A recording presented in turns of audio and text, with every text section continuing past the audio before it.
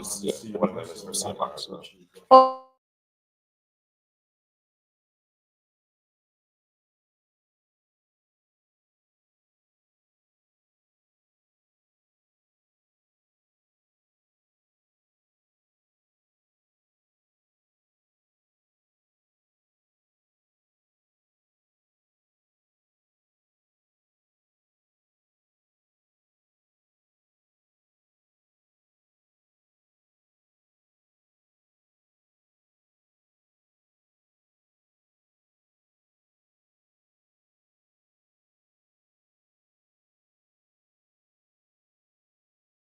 Okay. Everyone, various devices set up. All right. Good afternoon, everyone. Thanks for being here today at police headquarters, where we'll be doing a press briefing on the murder charge for the death of Alicia Powell. In the room with us, we have, of course, the Commissioner of Police, Mr. Kurt Walton. Good evening. We have Chief Superintendent, Mr. Malcolm Kay. Chief Inspector, Mr. Malcolm Kay, and Detective Superintendent, Peter Lansdowne. From the media, we have Mark from Compass TV, we have Wendy from CNS, Giovanni from Radio Cayman, Ralph from Cayman Times, we have Olivia from the company Busy, Alric from Black Box, and Dane representing CMR. And of course, Mr. James Whitaker from Compass News. All right, so I'll turn it over to Mr. Walton. He will give us an introduction, and then the floor will be open for a few questions. For this briefing, we have about a half an hour scheduled. If you need a bit more time, we can do that, but we won't go much over that. So just keep that in mind. We'll try and keep the questions spread out so everyone who wants to ask something will get a chance to do so. Over to you, sir. Good afternoon, members of the media. Thank you again for attending. As you will know by now, detectives formally charged a 33-year-old male yesterday morning for the offenses of murder, abduction of Alicia Powell. The family of Alicia received a brief immediately following the charges. The man, who was remanded at the time for unrelated matters, appeared before the court this morning and remained on remand at His Majesty's prison. Alicia was merely a toddler of 2 years and 9 months when her body was found along the shoreline on the south coast or south side of Kimmonbrack on July 26, 2022.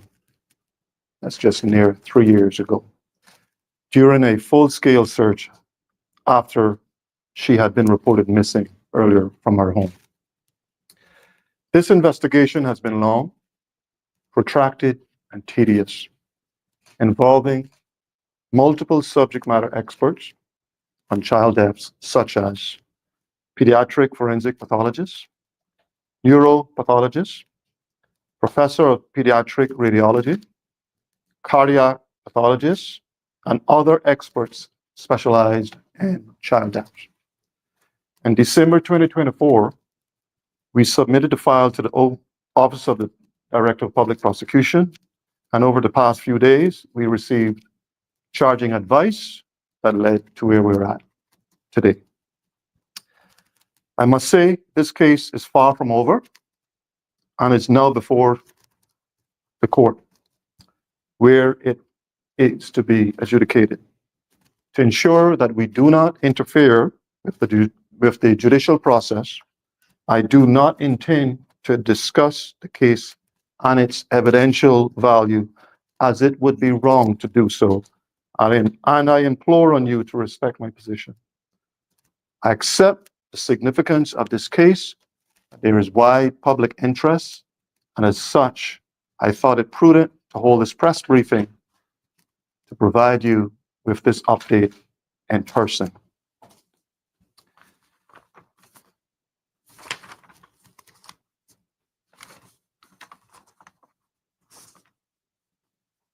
In addition, I wish to also provide an update on Mrs. Julianne Miles' death investigation.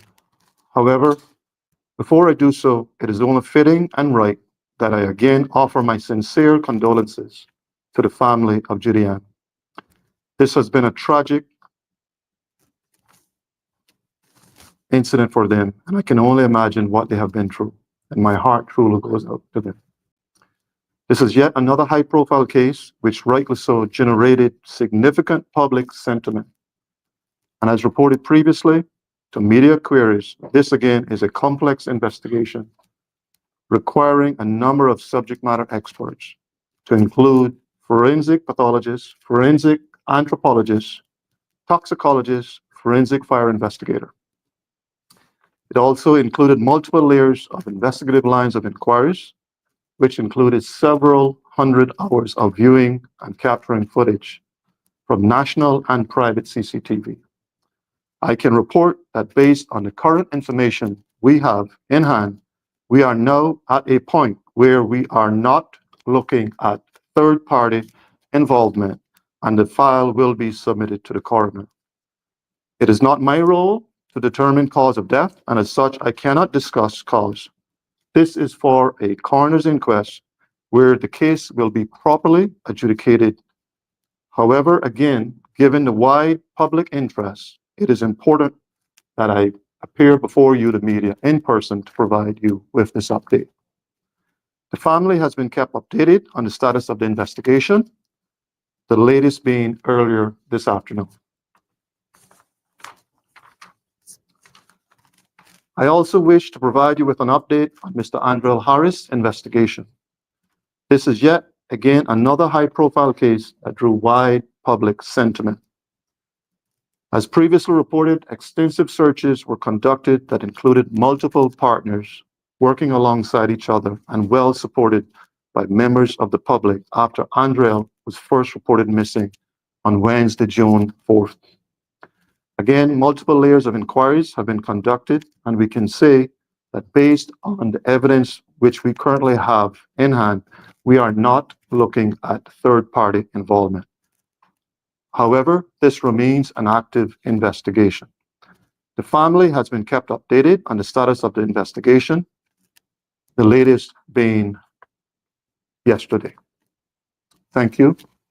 We now open it for questions. I do appreciate, as I mentioned in my opening remarks, that our response will be limited because we have a murder charge currently before the court as regards to Miss Young Elicited Powell.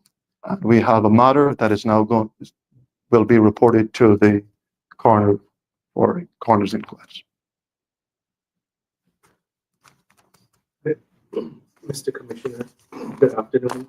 Chief Inspector, good afternoon, Detective.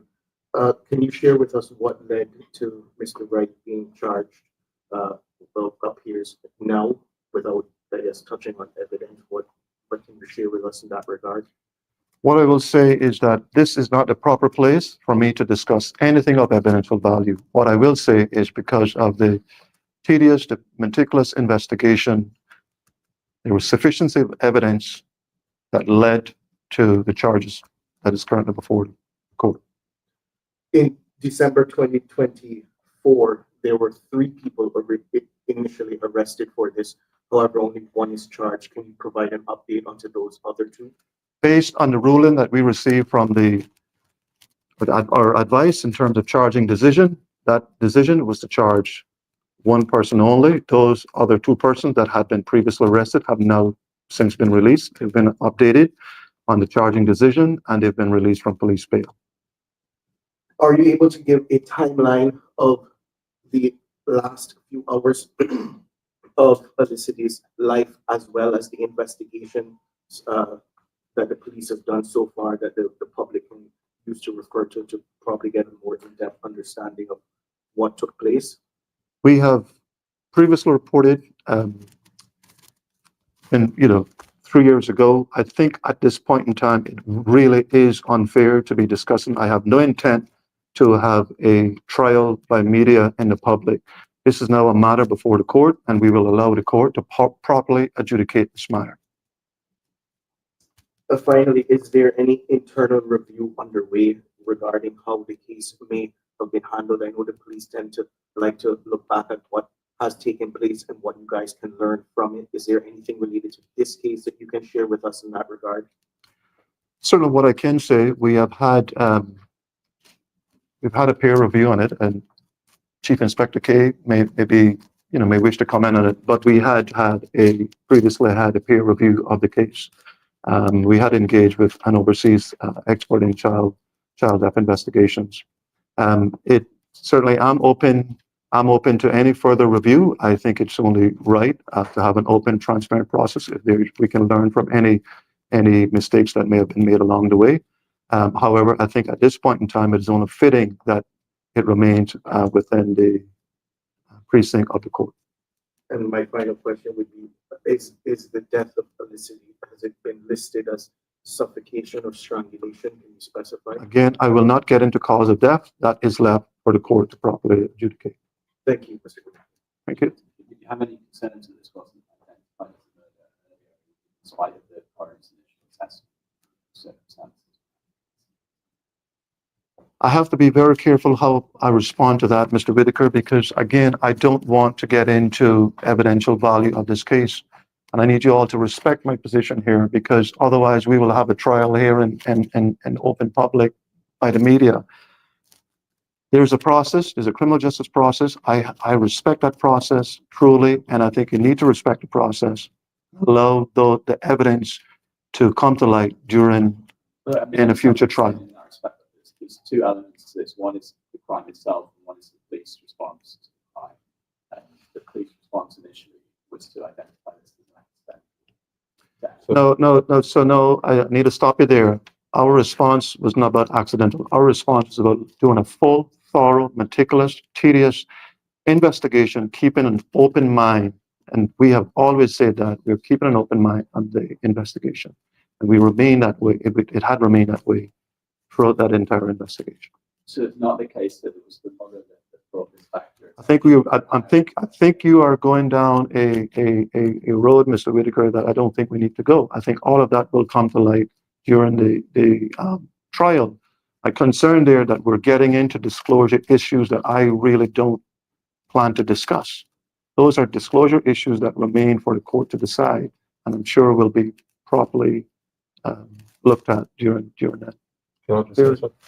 It was an unexplained death right from the very beginning, and our processes are very well established, and I think exemplified in the Julianne Miles investigation and the Angelo Harris investigation, where we investigate every possible avenue and opportunity, and at some point well into the investigation we determine the cause of death. Sometimes it's very obvious, sometimes it's very challenging. In these cases, these have been some very, very challenging, lengthy decisions, but the investigations take the same route all the way through, and we almost invariably come with the right decision at the end. And did you want to speak further? I mean, you mentioned it, Malcolm. What to say about the peer review? Yeah, sure, I'm happy to.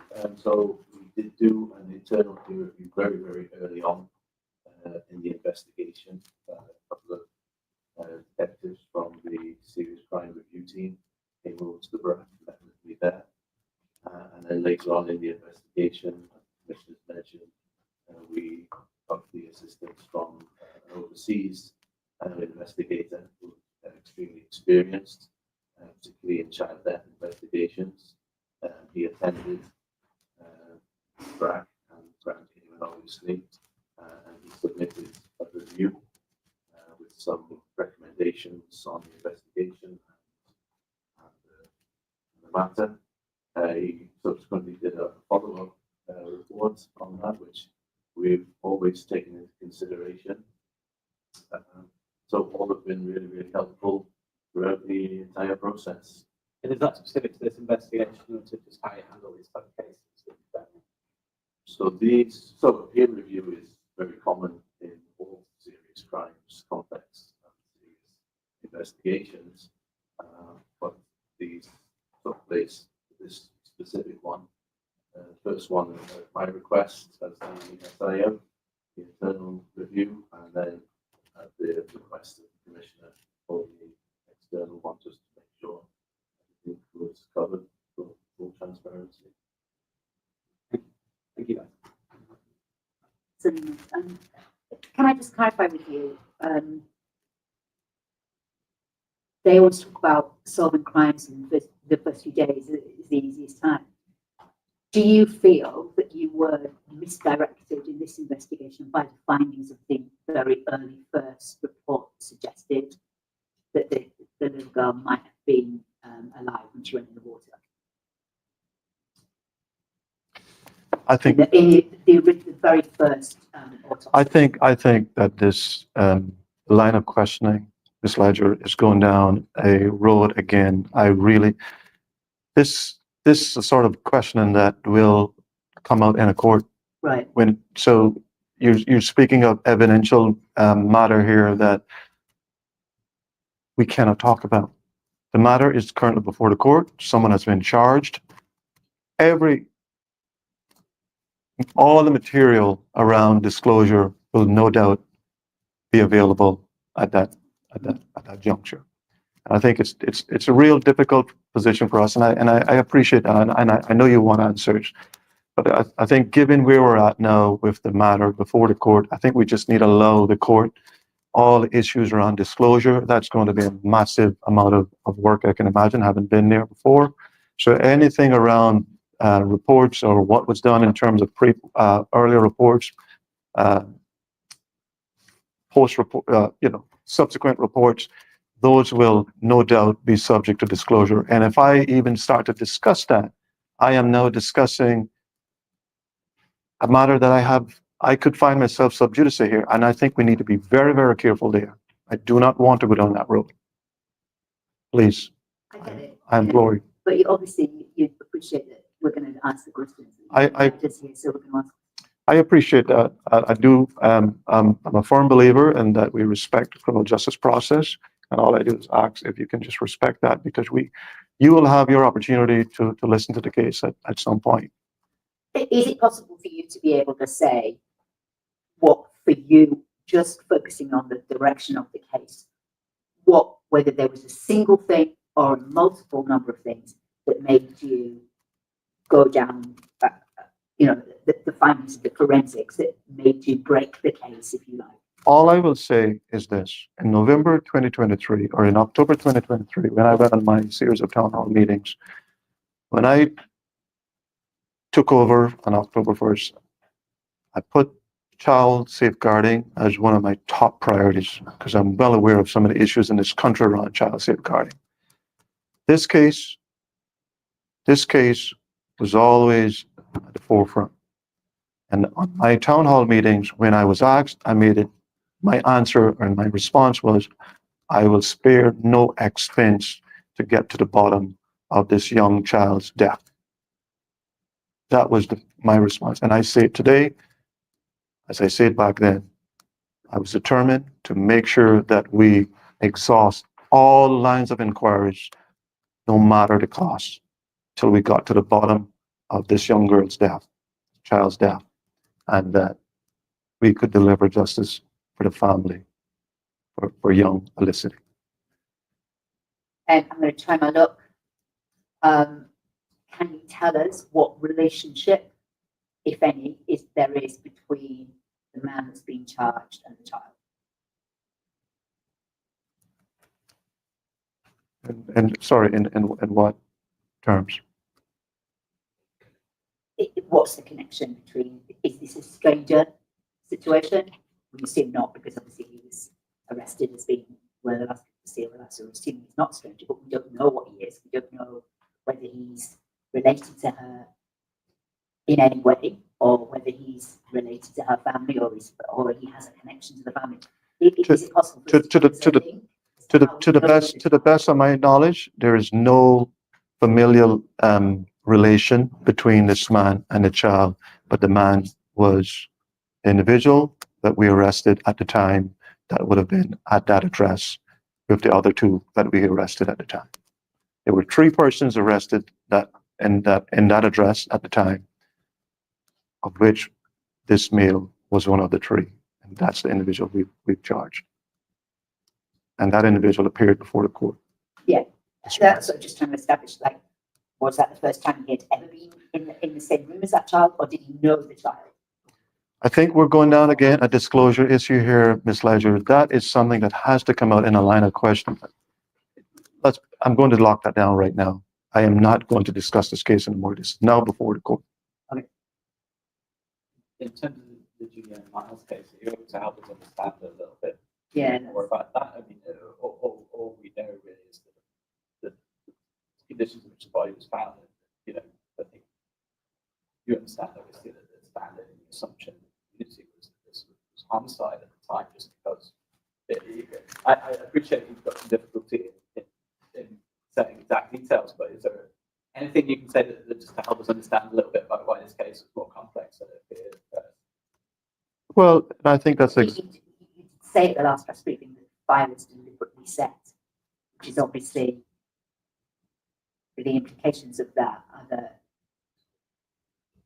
if Miss Miles was already dead, she wouldn't have been able to set the fire.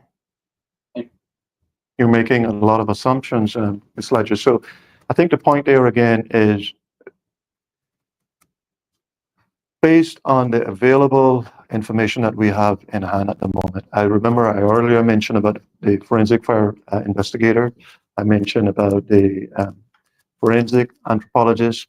These are all subject matter experts that we would have engaged, that we to look at this case, and based on the information, or current information we have from what has been provided to us, we are content that there has been no third party, that there's no third party involvement. That means no suspicious circumstances surrounding the death. Is that the same way of saying that?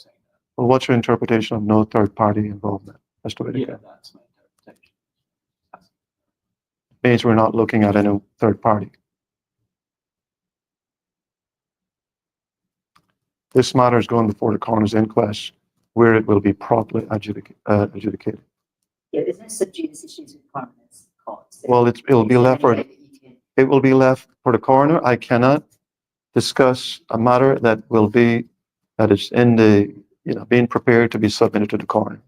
But you And investigate this case, you're not prepared to say what you think. No, it's not my position to say what has taken place.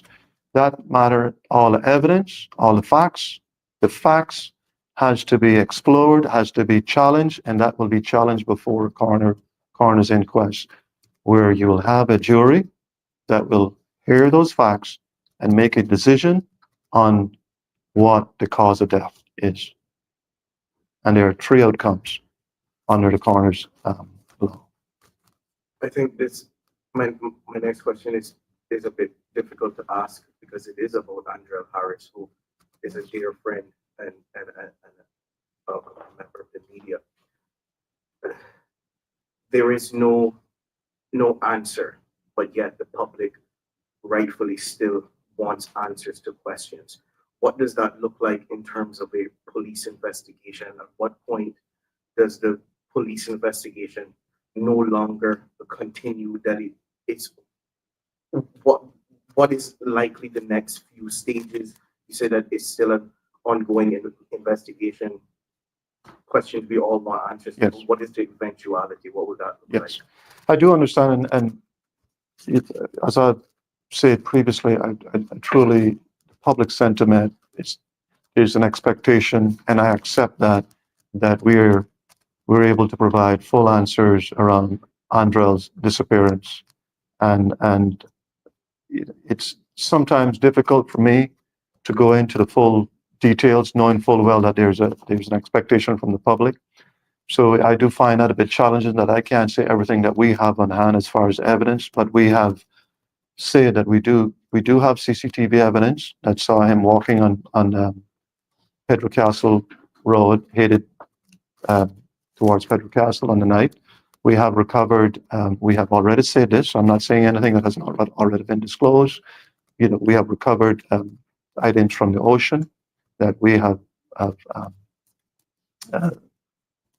attributed to Andrel, and other evidence. And at this moment, based on all the other multiple layers of investigation, remember now, this is a full police investigation where we would have spoken to many witnesses, or we would have obtained, whether it's documentary evidence or video evidence, we would have obtained all of that, and we would look at that, properly assess it, and then be able to, that will help us with an investigative sphere in terms of what we believe has occurred. It is yet still an open investigation. It is still an open investigation, but all I'm saying at this moment is that based on everything that we have so far, and based on the current facts and evidence on hand, we do not believe that there's any third party involvement. We have communicated that to the family. We continue to offer condolences to the family. I personally, I know what you're thinking, but I like to keep an open mind. Yeah. You're right in that it was previously discussed, the items that were recovered in the water. However, I don't know if it was discussed the condition in which those items were recovered. Are you able to say, were those recovered items intact? Were they destroyed in any way? Is there anything you can say to that? So we recovered, we mentioned clothing, which had an item in it that we attributed to Andrel. We've discussed that item with the family in terms of what that particular item is. So the family knows exactly what that item is and why we said we've attributed it to him. So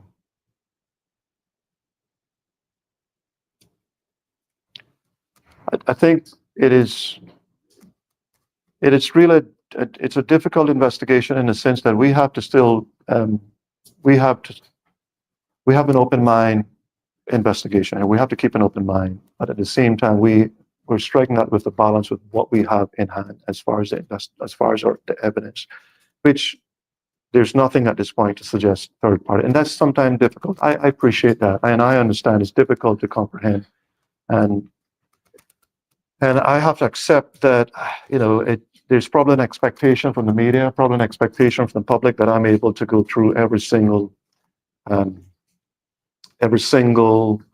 piece of evidence, and that's difficult that I can't give that evidence because I know there's that expectation. I think we get used often to seeing and where everything is pretty much step by step, whereas on our legal system is slightly different. What I will say is it is open to the family. It will be to the family to make an application before the court as regards to this case and where they want to take the case. Can you speak to resources? You mentioned earlier in the city case that no expense would be spared. Having been on the ground and seeing the police during the Andrel Harris search, I can say just from looking that I would assume a lot of expense has been put into it. Can you share with the public a little bit about the resources at the extent to which they were put in this? Javi, what I will say is no different from what I said with Elicity. Cases like this, of this significance, cost is not something I even consider. So there was no expense spared. We put a lot of effort. There were multiple partners working alongside each other, including members of the public, Red Cross, multiple persons that worked alongside us, and I thank them for it. And it's difficult to go in every single partner that were engaged. You know, there's some that come quick to mind, but I'd rather just look at this, as a cohesive effort by all of those partners involved in the search for Andrea. The RCIPS has a duty to investigate it and investigate it thoroughly and ensure that an ethical and a transparent investigation is conducted that is impartial, so we can obtain and provide the best facts possible when that has to be presented before a court. Can I just clarify? Did you say that Andrew's case has gone to court? Didn't know. So, no, it hasn't. And it's slightly different. It's slightly different because Andrel for us is still classed as a missing person. Yeah, he's still classed as a missing person. So I don't want to make any presumption at this point. And I can't make a presumption about his disappearance. I understand. Yeah. I'm having quite trouble wrapping my head around the Julian Miles case. And I think, the public is going to have trouble with this. So this is the best way I can put this.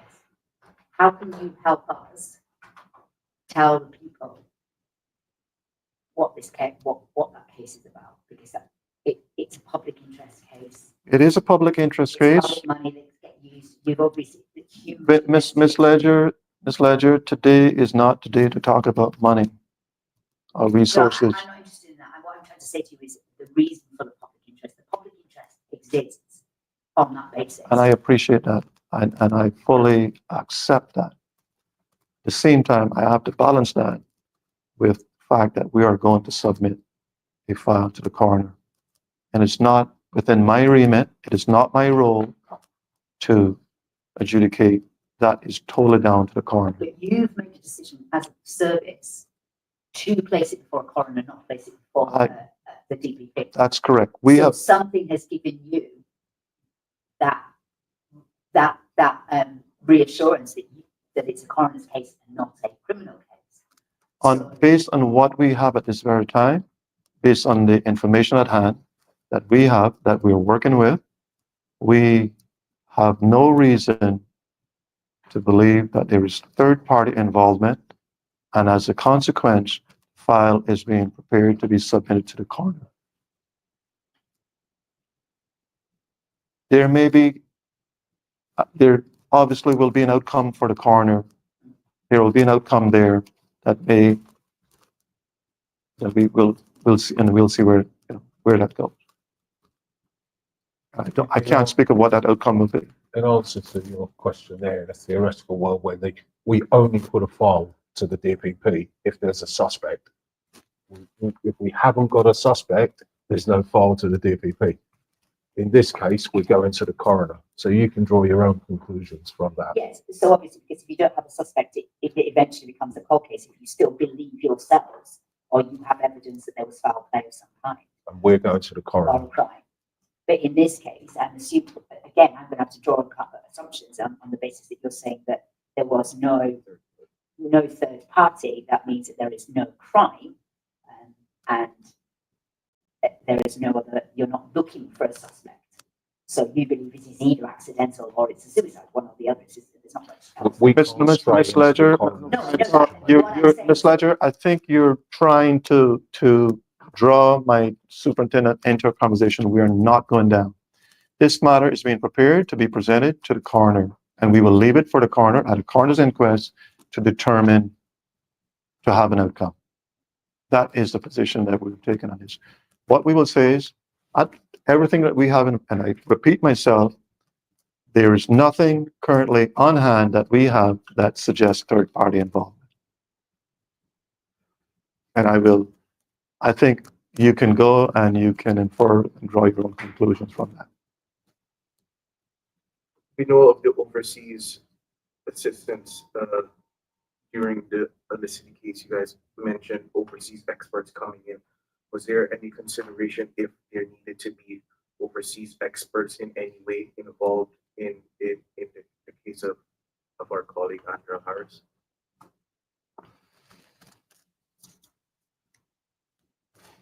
So I think the circumstances here are somewhat different. We have, remember locally we have our own local level of expertise. So within our own organization, there are a number of subject matter experts that we will look to, whether that's on telephony, whether it's on CCTV analysis, or whether it's forensics such as DNA and the like. That is all localized expertise that we can gather. If there may be, for me, a consideration that I will look at to have someone from overseas to look at the investigation from a independent perspective. So that is something certainly on my mind to look at someone, have a complete objective, fresh eyes, have a look at it just to ensure that we have done everything that we could possibly do. So that is something I'm open to and would consider. As you class him as a missing person, this is not the first time that there's been a missing person case in Cayman. Can you tell us if there's anything different in the investigation for Mr. Harris that maybe you learned from a previous missing person's case that you were able to implement in this particular investigation? Well, I think in this particular case, remember, we ended up at Pedro Castle for a reason.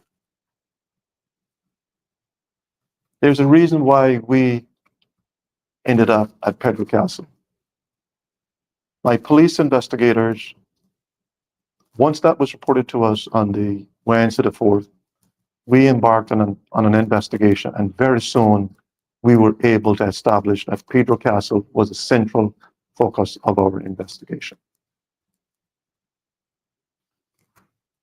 So I suppose the point there, Jeffy, from me is that required a number of investigative investigations to put us to that point. So we would have looked at telephony, or we would have looked at CCTV, or we would have, in CCTV meaning private CCTV, national CCTV, to see where's the starting point. So we knew very early that we needed to focus on the Pedro Castle area. And by having that information and having that investigative skill sets involved in that process, the investigation started to progress, and so we start to make some findings. Have some findings. Thank you. All right, we're about a little over half an hour now. Can I just slip in one tiny very Yeah, quick if question? there's any Yeah, just last it's questions. completely unrelated, but it's a child safeguarding matter. Have you had any reports made to the police in relation to these allegations of rapes and sexual abuse taking place at the hospital? Has the police received any reports of said crimes? Thank you very much, Wendy. Peter, would you want to? We've not had any reports of rapes. We've had reports of, it was reported as inappropriate sexual activity. We are investigating a matter as a matter of gross indecency towards a child. So that is being investigated by the Family Support Unit. And that's happened. Yes. One. There is one incident under investigation at this moment. Any last questions before we wrap up? Ralph, you? Or any of the ones that didn't ask anything? All right, I think we can end it there then. To the panel, if there's any last remarks you want to make before we sign out.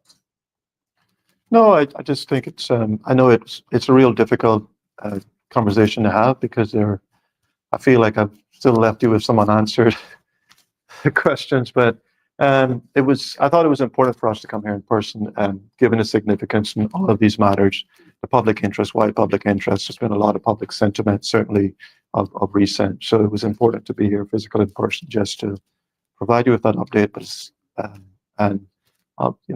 obviously with the charges being laid yesterday with the death of Elizabeth Powell, you needed to hear that from me in person. I thought that was important.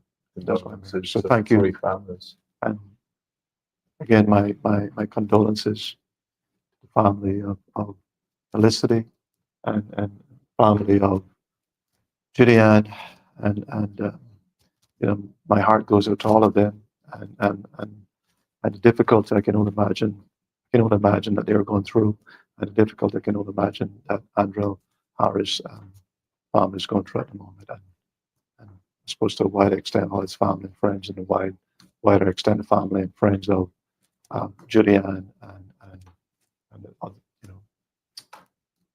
community in the BRAC and Elicity. So, but it in my view, it demonstrates what we have said, that we have a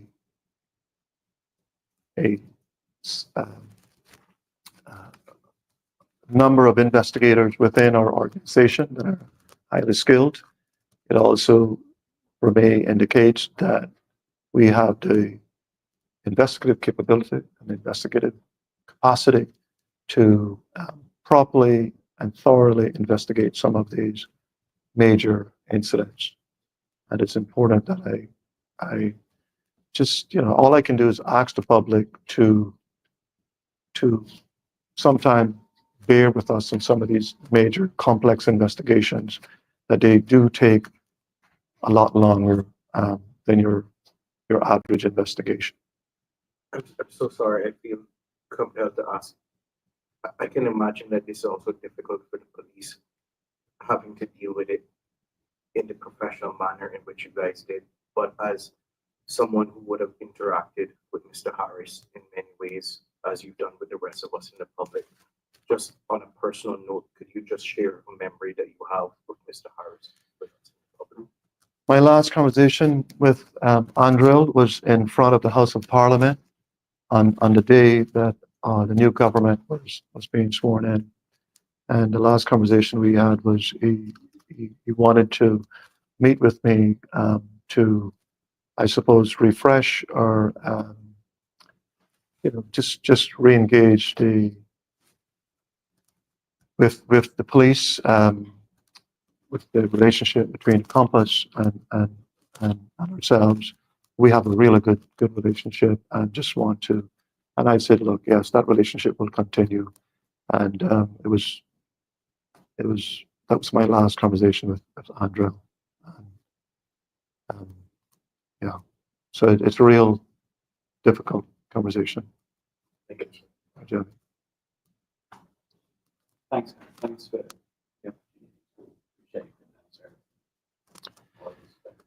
Yeah, and I do accept that. It's a real challenge and it's difficult for me to do so when matters now going before the court. I have to respect the judicial process. Thank you, everyone. If you need any photos or anything, that's been. Sorry. One board. Thank you.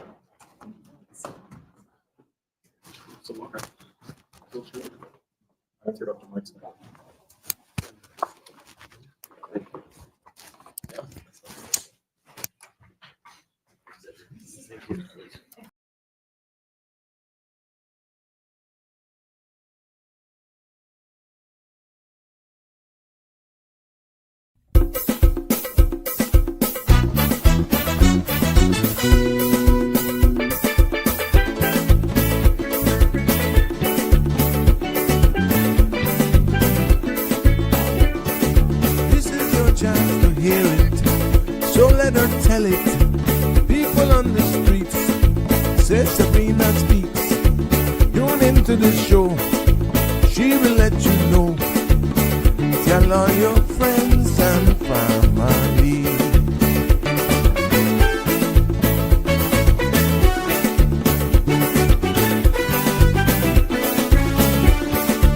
Real talk is no joke. You get the news straight up from grassroots and concerned. You can hear with some people gone. So tell all your friends to tune in to this show.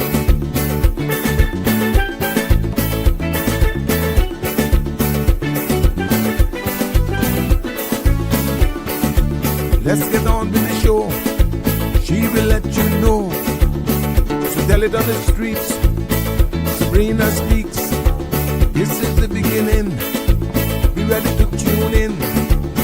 So tell your friends and family. Tell your brother and your sister. Tell your father and your mother. Tell all your friends and family. Shout it out, Sabrina. Speak it out, Sabrina. Talk about it. Let it out. Shout it out. All about it. Speak it out. People shout.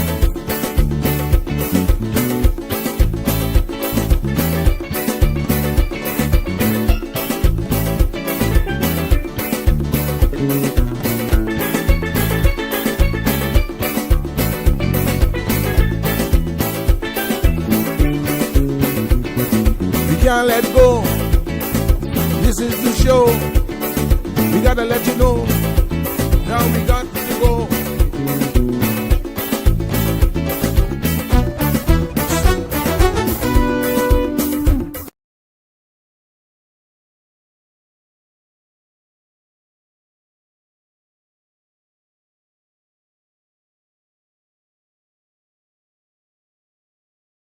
On the heels of the live press briefing that was brought to us by the Royal Cayman Islands Police Service, giving us updates on the cases and the case involving Miss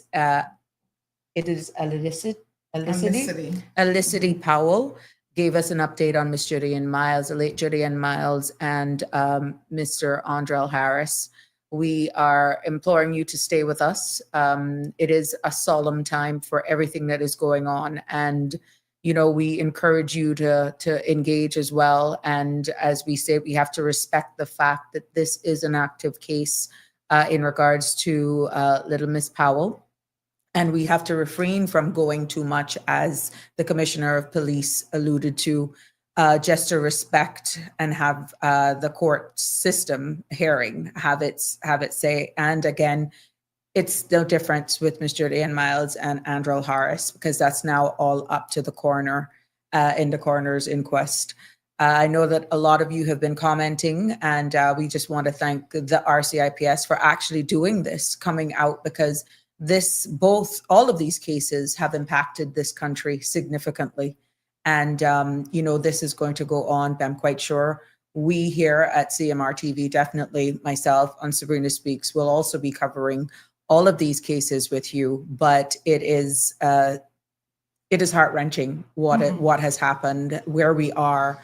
But it just shows the dedication, the work that has gone into this, the resources, as we've heard, that has gotten all of these cases to this point, that made the RCIPS this comfortable in order to address our nation in regards to all three of these. So Sandra, it has been, my apologies. It has been a rather, from morning, from even your show, with everything happening, we have a lot to get into today.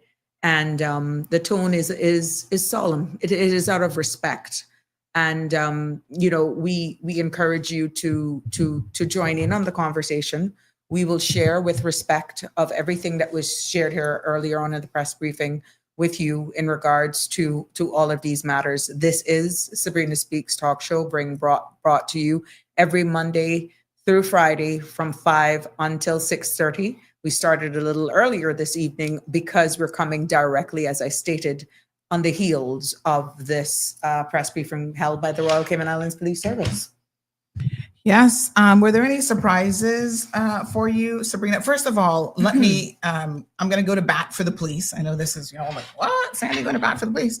I'm often calling on them to have press conferences to get us updated. So I saw a lot of you commenting, saying that what was the purpose of this press conference? He wouldn't answer any questions. He wouldn't give us what we want. I do think, we're actually, as part of CMR TV, we're going to be doing a show called Court Matters. And part of that, part of the remit of that program is to hopefully educate the general public about a lot of court protocol and why things are done a particular way in the court system. We are an English jurisdiction, and so we follow English law. And let me just say that the English do it differently than the Americans. So if this was in the United States of America, from the onset of all of these cases, we would have been provided a lot more information. Mhm. So I think it's important to put it in the correct context and to understand that the Cayman judicial system follows the UK judicial system very, very closely. And that includes, I guess, some of their protocols as it relates to communicating with the media. And terminology. That's not, yeah. Yeah, but I'm glad that at least they had something. And if you listen intently, and first of all, let me just say a couple things in terms of the live stream. Number one, we're the only people in Cayman who were live streaming that press conference for you this evening because we wanted to ensure that you had immediate access to it. Correct. We were also, hopefully, our cameraman was recording it, so we will have the opportunity to play it a little bit later on. I don't know if the audio quality will actually be any better with the replay, because when you're live streaming, you're limited with a phone on how many mics you can connect and that sort of thing, right? And it's a small conference room table. So all media is there. You're seeing the police, but you're not seeing the 10 other people in the room who are media and other police officers. So there is limited space in terms of what we can do. We try to be minimalistic, as we always do with our live streaming. But in that particular environment, we have to be, because we have to be cognizant of the fact that there are other people in the room who sometimes they will have their recorder on the desk recording and stuff. So there's a lot behind the scenes that you don't actually see. So we had a dual lapel mic, and the most important people speaking in that room in terms of the information that you needed to listen to, in my opinion, would have been the commissioner and then the senior detective next to him. So that's why they were mic'd up. So unfortunately, when someone is asking a question, a member of the media, you might not have been able to hear those questions as crystal clear as would be ideal. However, if you listened intently to the answer, most instances you could figure out what the question was. So I saw your comments in respect of that, and I just wanted to really explain why that was. KK, the press conference is over, but I just wanted to explain exactly why that was. Having said that, again, I'm grateful for the RCIPS for at least doing a press conference so that we could get some information. As it relates to the Devon Wright Jr. case, he is absolutely right. This is now something that is before the courts. He has been charged.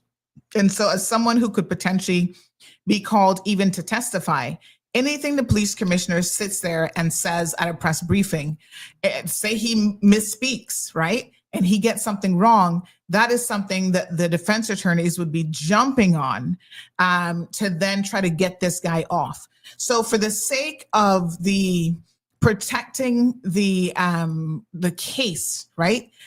Hopefully with the view of getting a successful conviction, the police commissioner, I do believe, is absolutely right.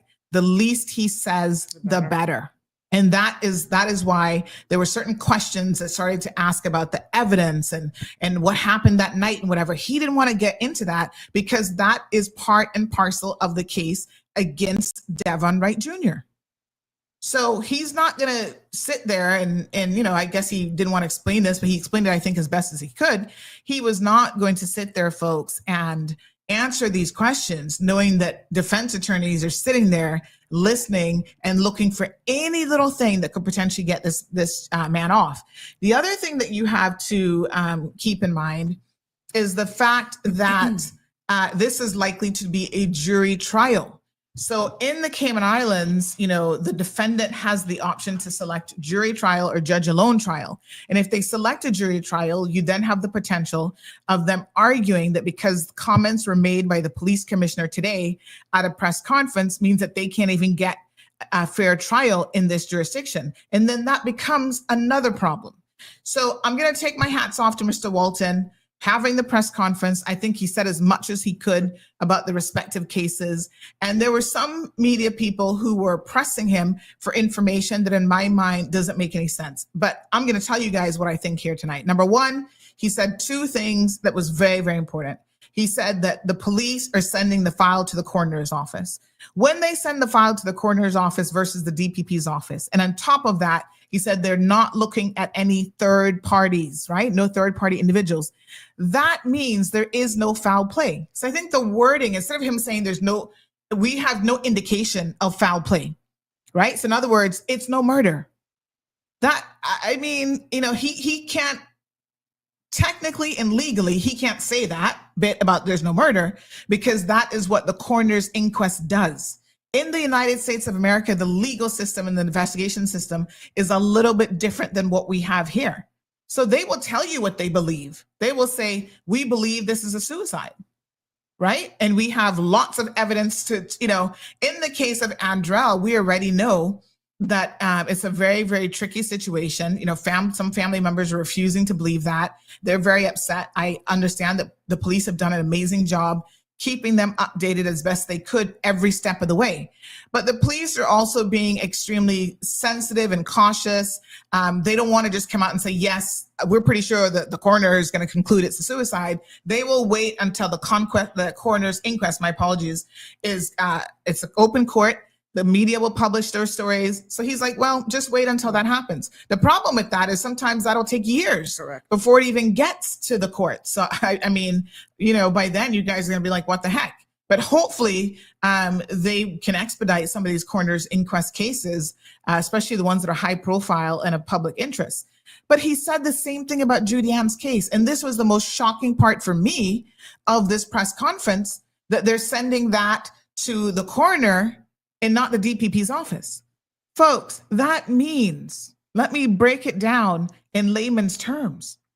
That means that was most likely a suicide. Not most likely, that's what the police believe. And they're not saying it in that way, but they believe that that was a suicide as well. And so I'm like, what the? But part of it makes sense from even what we know. Because we know, for example, they have her on CCTV footage, and I've shared this with you guys, she had the gas canister, and she bought her own gasoline. Wow. We're going to have to wait for the coroner's inquest to get all of the details, because I'm sure they have more details and more information that will come out during that process. So when we launch this Court Matters case, one of the things that we definitely have to dive into is how a court inquest even works, how witnesses are called and all of that. How do you burn yourself in a car? I guess it's not as hard as you might think. I mean, it's a very unusual method of suicide. I must say, not very many people do it, but I mean, not in this jurisdiction, but I guess it's not impossible. This, like every other case that we're talking right now, hits home to me. Of course. Judy Ann was like a sister to me. So to hear this, to maintain composure because of this role, is gut-wrenching. I read her life story. I am a part of that family. So I have to trust what was stated here today with being real of what I heard, but still be here for the people. So when you hear all of this, it's a lot to process. And that is like I said, my sister. So same thing with the case with Devon, right? Mm-hmm. Same thing with Andrell. We're all in media. Yeah. We're all one unit. But I mean, when you have it literally not even on your doorstep, but in your home, and you're hearing this for the first time, just like the public, it's shocking. That definitely resonates and it hits harder. Yeah. But it comes with this rule. Yeah. And you got to just be here, be strong.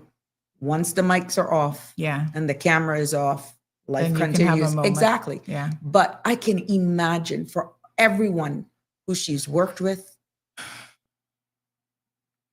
there are no words for what I just heard, and to process that right now, like you rightfully say, let the coroner's inquest, let the RCIPS with whatever evidence they have on all three of these cases do their job. But again, wrapping your head around that one particular incident, I'm not an expert, but to me, personally, it not adding up. That's just my humble opinion. Well, let me tell you, I mean, we'll see what evidence they have. I have to respect that. Yeah. And I think the truth of the matter is, Sabrina, this is one of the things, this is why we have to talk about death by suicide, because it never makes sense to those of us who are left behind. Correct. In our brains, we're always looking for, are you sure?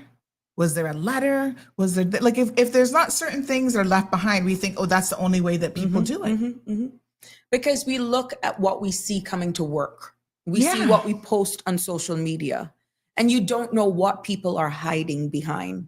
This actually speaks to all sectors, all levels in society. I mean, you look at Inside Edition and you see movie stars that, oh, well, we were just at a party with them. I mean, even the commissioner himself said the last time he conversed, he reminisced about the last time he conversed with Andrel. And there's no difference with Julianne, even with going to work and the helper and all that good stuff, what information we have. But are we honestly just conforming to societal pressures and scared to speak, scared to have the serious conversation, be it with our partners, be it with a confidant, a friend?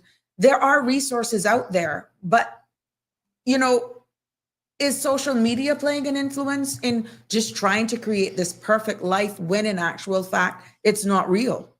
And then how does that play on your mental psyche?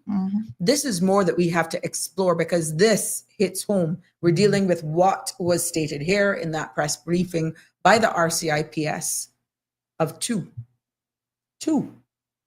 There's a bigger conversation. And this, even in my former role, I said, we cannot make these issues, mental health issues, if you want to, suicide as a whole, only topical when your community is shaken by a loss. It shouldn't be a loss. There shouldn't be any losses for conversations to be topical. It should continue. There are resources. And you know what? It may be sad, but who's to tell that these two may actually turn the corner and really be serious about finding a resolution, putting more resources, extending and making sure that persons know it is okay to reach out for help.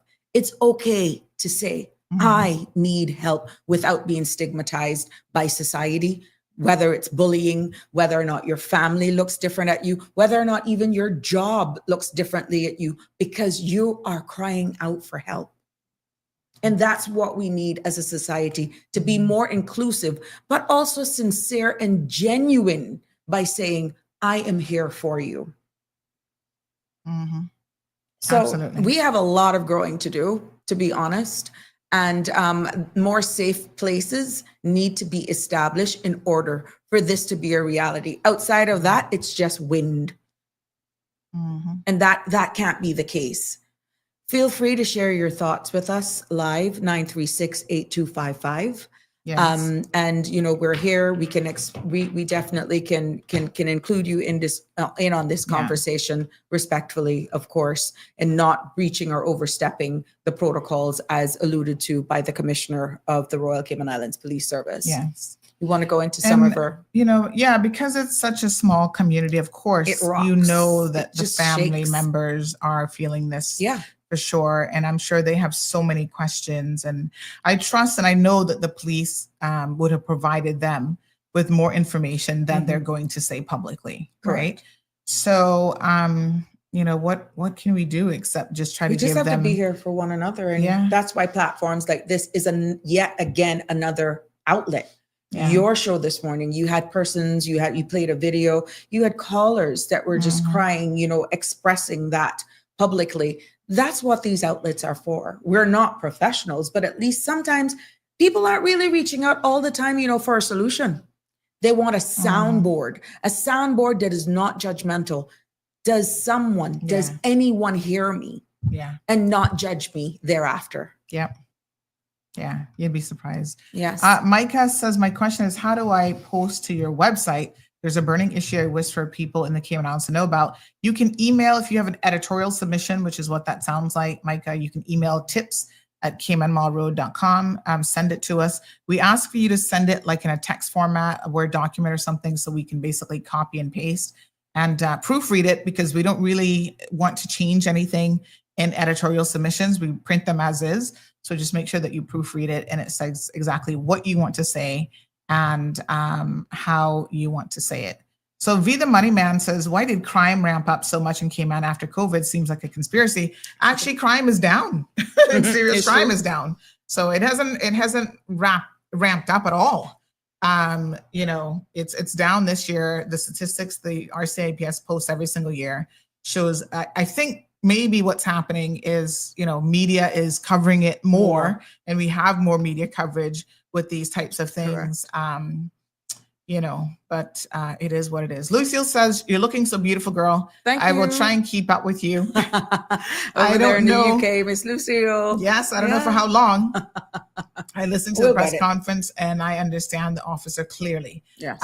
So yeah, it's way bedtime there in the UK now. So that's what she means. Yes, yes. She don't know if she can be able to stay That's awake. okay. You can always go back on, but thank you for your support. V the Money also joining from London. Wow.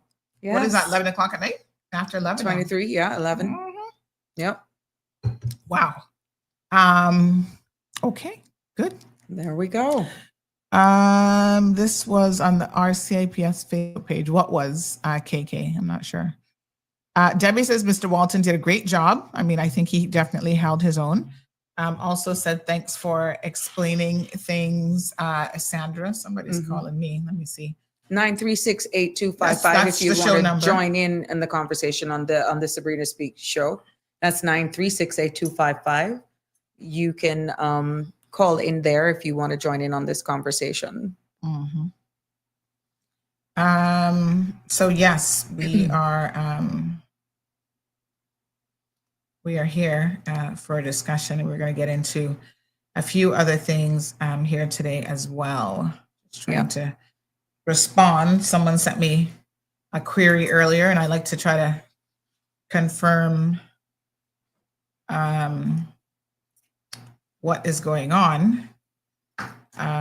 So there's been a lot going on in the media. It looks as though the 24 hours we've gone from one extreme to the next, and then slam with this press briefing today.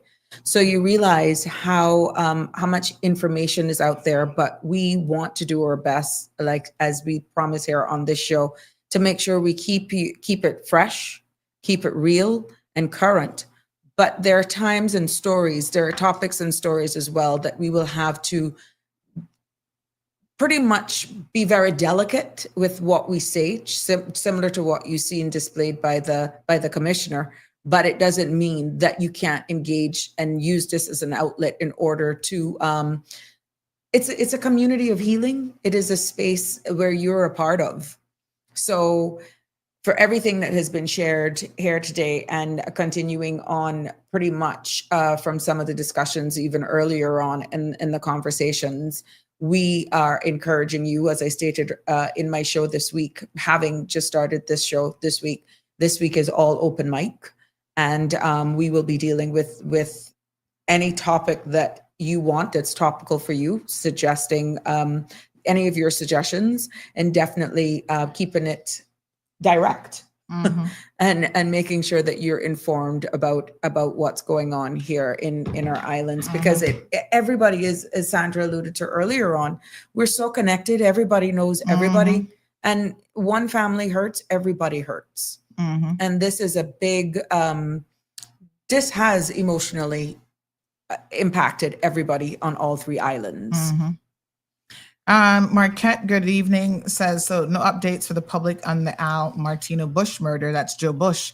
The press conference, we weren't even expecting an update on the other two. No, we were just thinking. Yeah, the press conference was specifically called in order to speak about the power, of young Elicity. So I think he threw in a little bit extra in there, but I believe, Marquette, that case is still in the early stages. Nobody has been charged as yet. And what you'll find, again, just going back to how the police deal with something, they will not deal with it and say very much at the investigation stage. They're still exploring options. They've obviously arrested 2 people, and they won't even say publicly who those individuals are. Now, when they get to the stage where someone has been charged, they may, and I say may, have a press conference about that. Normally, they just send out a press release and say, so-and-so has been charged. And they don't name who's been charged. Let's say a man age 32 above in town has been charged. And then it's up to the media. Sometimes we know who those people are because once they're charged, that's a public record, right? That shows up on the court list. So then we can simply see it there and proceed from, proceed and publish that information. So Debbie says, if it's, is it still sub judice? Therefore, the police cannot divulge everything at this time to the public. Yeah. So sub judice means basically that it's before the courts. And like I said, especially with something that is in all likelihood going to be a jury trial, you have to be extremely careful because we've seen it here before where, someone will then claim that, oh, I can't get a fair trial in this jurisdiction because of that. Ann Rice, good evening. Ann, joining us from Davenport, Massachusetts. How you doing, honey chill? Yes, the telephone number to call, Sabrina Speaks, is 936-8255. 936-8255, and the phone lines are open. Autumn, good evening to you. Marjorie says, I'd love to know just how many Caymanians are now living in England. Who knows? I'm not sure anybody's keeping track of that figure, but we do, I would say, have a few, some over there doing university courses and so on. Don't forget that the WhatsApp line is also open for both comments and calls if you prefer to call via WhatsApp. Some people don't always have credit, so WhatsApp calling can be accommodated through the board as well. We haven't gotten there yet to get a toll-free number. Yeah. Child, I can tell you how long that process took us. Years. Maybe you set the precedence for that. That was tough.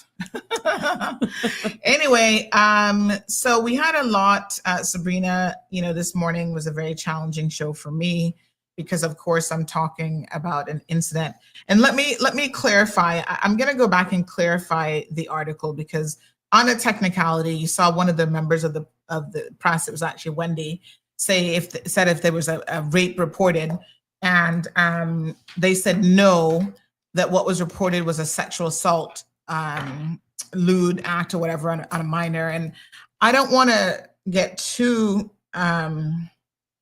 what's the word that I'm looking for? Too graphic, but let's just say that it was an oral situation that the child and the man was involved in. However, they can't say what happened before that or what happened in previous times. So I would encourage the RCIPS to do a full and thorough investigation to really ensure that they know. So we did use the term rape, and rape has a very legal definition. It means penetration. So they're saying that what was reported to them wasn't penetration because the person who walked in didn't see that. But that doesn't mean that didn't happen before or earlier. I'm just saying. At any rate, something has been reported with a 13-year-old child. And I don't really care if it's rape or oral or whatever. The sentiments that I shared this morning remain very much the same. No child should be in that environment with an adult for anything like that to even remotely be a possibility. Now, Sabrina, I'm going to turn the mic back over to you. Obviously, This is your show. And a lot of people were addressing you directly this morning, saying that, number one, you did nothing about mental health. You didn't bring the HSA under control. You weren't running the HSA properly and all of these things. So perhaps this is an opportunity for you to respond to some of those critics from this morning's show. Sure, thanks. And I listened to your show this morning, and I watched your show this morning, and I saw some of the comments as well. And just going back in the roles, understanding the roles, separation of powers. Let's go back. This Health Services Authority is a statutory authority and is governed by a board that the minister chooses, and it's supported then by cabinet, okay? The board of directors of HSA, that is who the CEO answers to. The CEO and the day-to-day operations of that facility does not fall in the remit or responsibility of the board nor does it fall under the responsibility of the minister. To say that in my time as minister that I've done nothing for mental health, nothing for the HSA, that is one's opinion. I think that it is obvious what I was able to do based on what I am allowed to do where funding is concerned, where legislations is concerned, and once in dialogue with the board, who then reports to me, and it needed addressing was done, and because I am a supportive person, and in my role as Minister of Health, I was very supportive to the board, making sure that they got whatever it was they needed. The thing is, and this is Sabrina Speaks, not all the time, because I found out about possibly a previous incident this morning. And from what I'm understanding also, same thing as the board, because they were unaware. It is the responsibility of the CEO in order to report issues through or by way of her senior management team in this case. And then she has a duty then to report it to the board. If the board is not aware, I can 100% assure you the minister is not aware. It was a case even as, let's go into mental health. I remember in my early days as Minister of Health and Wellness, a simple intake form to expedite the processing of how persons were being admitted to the mental health ward after meeting the Mental Health Council and supported by them, hearing their pleas that this simple form for quite some time was still hanging in the balance. I used a particular section that is given to the minister from the ministry's perspective to have that simple intake form implemented. And for public knowledge, Hell and Powder House almost broke down on yours truly. Why? Because I used legislative powers that are there for the minister to use in order to streamline a process that you, the public and services, could be easily accessed. What I'm saying is, I was told numerous of times, stay in your lane in the most diplomatic manner. You're interfering with operations. That is the role, and that is what you're faced with as the minister. The separation of powers, you may have heard me talk about numerous times, over and over. The broad outcomes and deliverables for performances and services of the Health Services Authority is steered by and pushed by the board of directors. The CEO of HSA don't even report to me. The CEO of the HSA reports to the board. When, from a national perspective, certain things were even issued during my tenure, brought to my attention, and we started to deal with issues in collaboration with my board of directors. You know what happened, Sandra? The HSA then went and got their in-house legal counsel to come and set up against me, the minister, and the ministry. There's so much layers and layers and layers that protects and insulate that organization that it sometimes makes it even impossible how it is set up right now for a minister of health, in this particular case that I can speak from experience, to be effective. It rests on the shoulders, the agreement in unison of that board of directors. If there's not sufficient evidence, paperwork due to performance appraisal, really, there is really, for a decision to be made by the board, then you're up for legal challenge. I know for a fact that the current HSA board, not because they were selected under my administration, the most documentation ever recorded in accountability, making sure that staff were not muzzled, making sure that the people working in HSA knew that they had an active board who was willing to listen.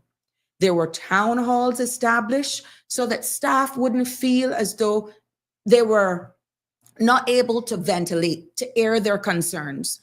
How are we going to make the place better if you don't know really what's going on? And then there's even questions surrounding whether or not the senior management team is withholding information from the board of directors. What the board of directors constantly get told when they're overreaching sometimes what is described, know where your line is drawn. Operational has nothing to do with the board. Yet because of the lack of understanding in how the processes work, the public then, I can't blame you if you do not understand it.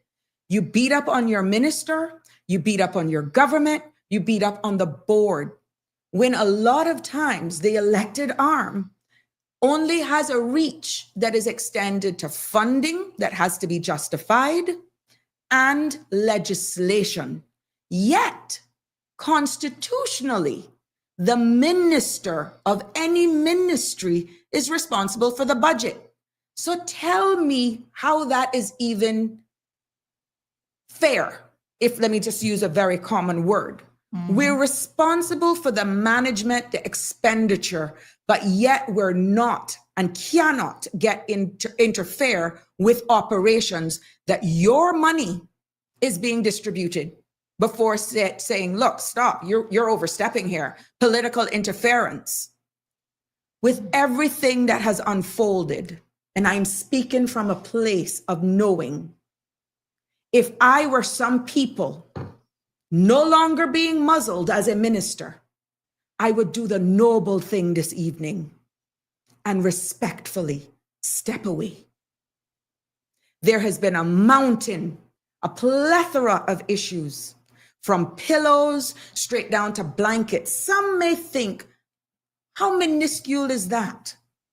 Why should any leader of an organization with that type of budget feel that they're doing their job when you are calling them as a minister to complain about blankets? In my humble opinion, you have failed. I am no longer muzzled. I am not coming after anyone. The public has to be educated in order to understand the amount of layers and layers and layers, the bureaucracy, as we are known about, that has to go through in order to, let's say, dismiss someone if you're going to do it fairly.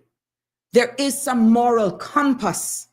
If there's any moral scruples, any moral compass in the senior leadership of that organization now, it should be used today. There are still outstanding matters as it pertains even to pharmacy. You can't say, I don't know about it. That person's senior positions are still on leave with immediate effect. Now, something of this magnitude, the board has to be in agreement. You have to be in agreement. Trust your legal counsel, because I know you got the information that was non-existent. You can make these decisions where a person is highlighted of their flaws, their performances, and you give enough time in order for one to correct what is going on. But there's just some incidences that will happen, some issues that will make themselves known that there's no room for time to correct. And this particular incident warrants someone, that individual, to find their moral compass and do the right thing for the best interest. You had a straw poll this morning. There is no need to be scared as a board of directors if you have independent legal counsel as what's the best approach. But you would expect that the senior management, knowing themselves, would do the right thing. You can't have persons saying, oh, and flippant, in the next 4 years, that board will not be here. Because the board is holding one accountable. This issue of mixing children with adults has been something from a national level that the CMO, the Chief Medical Officer, drew to their attention. Through the board, because again, the minister is put in their place. You're only good enough to go down to Parliament and argue for the money. Once the money is approved, you give it over and you have nothing else to do with it. But yet you are subjected to public ridicule for not doing your job as a minister. Well, I can speak from a place of being informed. The complaints that are being received is operational, not legislative, not the lack thereof of funding. It is poor management that rests in this particular organization on the shoulders of the board of directors, saved by the minister being supported, exercising the powers in the law. And even then, it's a fine tooth comb. It's a thin hair because of how that organization is set up versus the responsibility of the minister in the Ministry of Health. But the public needs to understand the processes, where you start, how far you can go. And I am telling you, the limitations that is put on a minister where people are having operational problems, it then becomes the minister's responsibility to make sure that why there are not enough blankets. We had donation from Miss Lisa Prendergast. Photos are in the public's domain. She did that. I was embarrassed. There was a point that I didn't even know that the laundry as a minister facility was being done off site. During one of the hurricanes, I didn't even know the critical stages of access to water. Access to water. Simple things like that.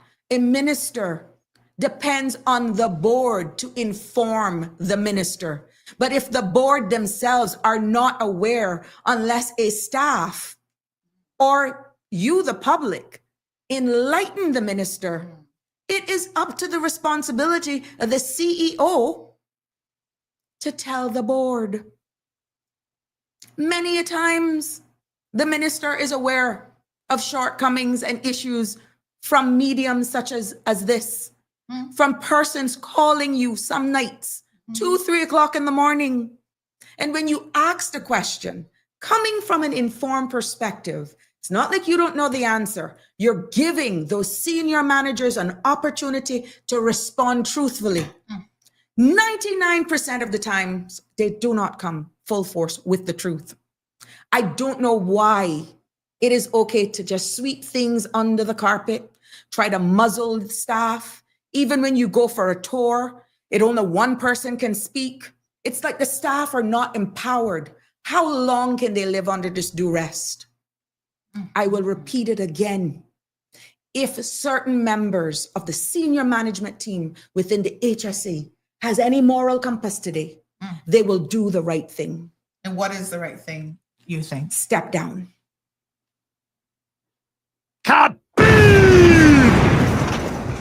The public deserves better. Many people have said healthcare has always been the last. Oh, we have been compared to Jamaica's public hospital.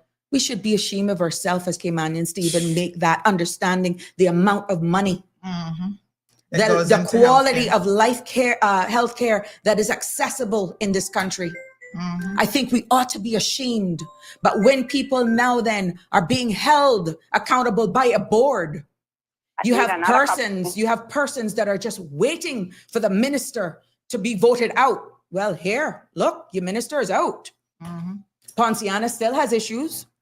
We getting there. HSA still has issues because the issues with HSA is not legislative alone. It is bad management, no accountability, and your minister is blocked because of separation of powers. Welcome to the show, caller. What's on your mind? They're gonna say this big mouth again, but I gotta chime in because I know she needs 2 more kabooms. Cause when it coming on the blanket and stuff issue, I went on the talk show begging Papa Dart to donate some stuff to the hospital. Cause when my brother was, and I had to wear a cup for him to drink his coffee in. And I even had that, and a friend of mine, mother was up there. And she said she took the blanket for her mother. And when she went back the next day, her mother dying with cold. Then I had no blanket to give her. And she went wrong looking for the blanket. And this is true, is God died for sinners. And if I think I lie, when it can come to me, and I can carry it to the person and she can sanction it. Well, and she say, Charlotte, I went looking for mama blanket and she found it down the maternity ward. And she took it and washed it. And cat back, I said, no, I would leave the person with it and buy another one. I wouldn't take it, but that is true. And what Sabrina saying is true. I've had persons call me that were actually in the emergency room and they used their knapsack as a pillow. I would then call the leaders and they feel like they're doing their job. That was, but one of my friends had a baby and some special pillow she claimed she had. And she took it and forget it. I tell people when you go in and carry anything, do forget it because it can go missing. Don't think that you're going back to find it, which I feel they should have a lost and found place that in case people come back. And they went all about looking for this pillow, and up to now, they not find that pillow. Friends, and she was all upset. And I can prove that if I think I like the people live right down behind me. So this is true. This is true. And then when they were blaming you, they were saying about self, and I said, well, I guess Sabrina can't do nothing because you were minister then. And I said, well, I guess she can't do nothing. And then I even told somebody that work up there, I said, I gotta go on the thing and Papa Dart up. If government do how money, if they are broke, you can buy a few pillows, a few blankets, and a few coffee cups. I gonna go on the radio, and I went on and said maybe Papa Dart could donate it. And I even put my brother's name with the label maker, on his cup.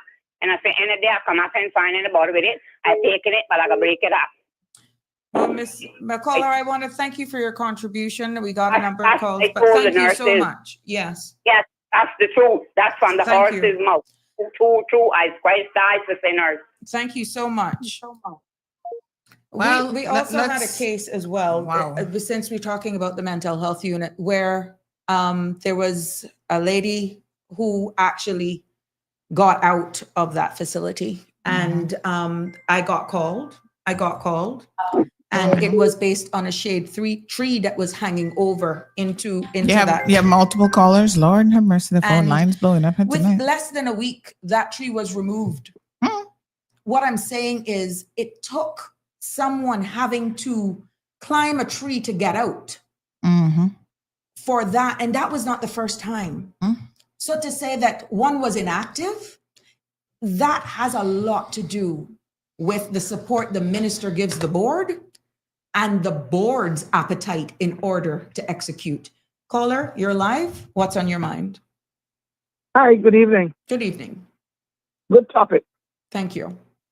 I know there's people that always like to knock down my HSA, but I've had the opportunity with my mom to take her to different hospitals during her course of life. And I have never seen any of those organizations or institutions, whatever you wish to call them, to give my mother nor myself any better service than my HSA.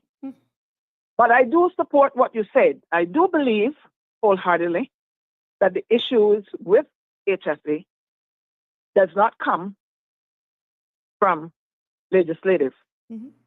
I do support the fact that I do believe it comes from management. And I think that's where it comes from.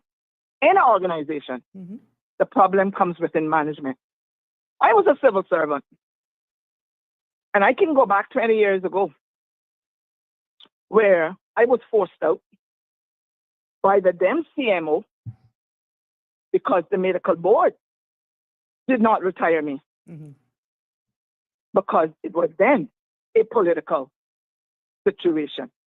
And anybody knows me or recognizes me know where that political thing came from. But let bygones be bygones. Like I said, I support my HSA. Of course. And when it comes to my HSA, there's nobody gonna come between me and that. And But caller, I while respect Sabrina, that. I but respect. while Sabrina, but while you were on the line, I was hoping to actually see you personally because I wanted to congratulate you, and I'm even better feeling now that I'm able to say it publicly. Thank you so much. I think one of the best ministers, apart from Mr. Anthony Eden, when it came to Minister of Health, that as far back as I can remember, I think you one that did a great job. Thank you very much, caller. When I look around the HSA and I see the refurbishment that was done during your tender, I must say that was the best that I've ever seen Thank you. HSA look like. And I got to give credit to the board. I got to honestly give credit to that same board of directors who were limited as well. They were actually strapped. They were actually shackled because they too got continually told, you are getting and interfering too much in operations, but we need you to approve X amount of thousands, X amount of million. This is what we want to do. And this is why it's important for us to understand, Don't want to get too much into the political part of it. Yes. But I just thought, since I came across and realized that you were there, I just thought I'll use that opportunity to say that I think you did a great job. But when it comes to my HSA, of course, I say kudos to them. They're the best. Thank you very much. And I am not going to make anybody, I don't care what walk of life they come from, believe that there's any other institution or organization out there that is better than my HSA when it comes to medical facility. Thank you very much. Before I turn off, yes, ma'am, I want to say this. I also do wish our new Minister of Health the very best. Yes, ma'am. Okay. Thank you, Next and God caller. bless us all. Thank you so much. Bye-bye. Bye-bye. Bye-bye. Yes. We do have another caller We on the have to- line. okay. Yes. Caller, Caller, you're good live. evening. Hello. Hello. Hello, caller. You're live. Yes. Hi. Hi. Good afternoon, Sabrina, and good afternoon, Sandra. Hi, good afternoon. Good afternoon. What I'm going to say is thank you both for having the courage, for having the bravery, and at least having the honesty to come on board and give the Caymanian people a voice. For many years, we've gone back into slavery where we've had no voice. Those that are being bullied, those that are being raped, those that are being muzzled, we've had no voice. So what I want to say to both of you ladies today, who are mothers, thank you. Thank you. Sabrina, I told you before, you are one of the best ministers I've seen that took the helm of education, and I wish Catherine all the best as well. Health. But she has a hell of a task in front of her, and it isn't easy. That's why health and education, I believe both of those ministries should be singular themselves. I can tell you, no matter what minister tries to have 2 and 3 subjects, when they have those 2 big ministries, not that they don't try, but they end up because they should be separate by themselves. Correct. I also want to say to you, Sabrina, you are one of the best. The improvements, like you said, it was the board, but I saw more Caymanians, indigenous. And when I say Caymanians, I'm going back to the lineage of 5, 6, and 7 year generations into that hospital. Because we used to have the cleaners, we used to have receptionists, we used to have so many. They're all gone. And I had to say, under your helm, there were many Caymanians that came on board, and I have to say thank you. We keep talking about the same thing every 4 years before election. We want to do this. We want to see that. We want these issues to be addressed. We want new management. We cannot move forward when we have, like Ms. Brenda Archer said today, when the heads of the snakes are always going to be covering up stuff, and then they have people under their control, and they will not bring out what needs to be done. How can you have young women selling naturalization and you're promoting it? How can you have young women racketeering in education and you think it's okay? How can we get past, and how many times are we going to go to political meetings? How many times are we going to call in? How many times are you all going to knock on your constituents' doors and say, give me a chance, I will clean up, I will help, I will make this country great again, we're going to do this, we're going to do that. But yet we're being blocked, as you said. It is time. We have a lady governor here. It is time that we get together as women and say, we got complaints from head to toe. And we need a panel that is going to be international and local, with attorneys and with psychologists and also with good HR managers that have integrity, and say, look, this cannot stand anymore. This is a breach. And this is not good. We cannot keep it. And until we are willing to step out of that comfort zone, which I commend you all, because at least we're bringing it to the forefront. You both you ladies. But until we are willing to get together and do what needs to be done, you don't want to hear my story, but my book is coming. And I am not hiding anything in my book. Well, caller, to be honest with you, there is strength in numbers, and that is why it's key that you educate the people, because many a times they come from a misinformed perspective because they are unaware of the process. Yes. And I made that my vow, having this platform, that I will inform and educate of the process. This is by no means, now just let me make a public declaration. We have some superb and dedicated staff of the Health Services Authority, but we're talking about the obvious management and accountability. This is by no means throwing where I got my first job as an adult coming out of school at the Georgetown Hospital. Tell me, as the minister, why wouldn't I have been? It has been an honor to see, even now in this platform, to see that succeed. So I'm not coming at anyone. This is not a witch hunt at anyone. This is moral compass and just holding people accountable. Caller. And we do have another caller. Thank you so much, caller. The board, and we need to get it done. Yes. Thank you so much, caller. Thank you, caller. Thank you, dear.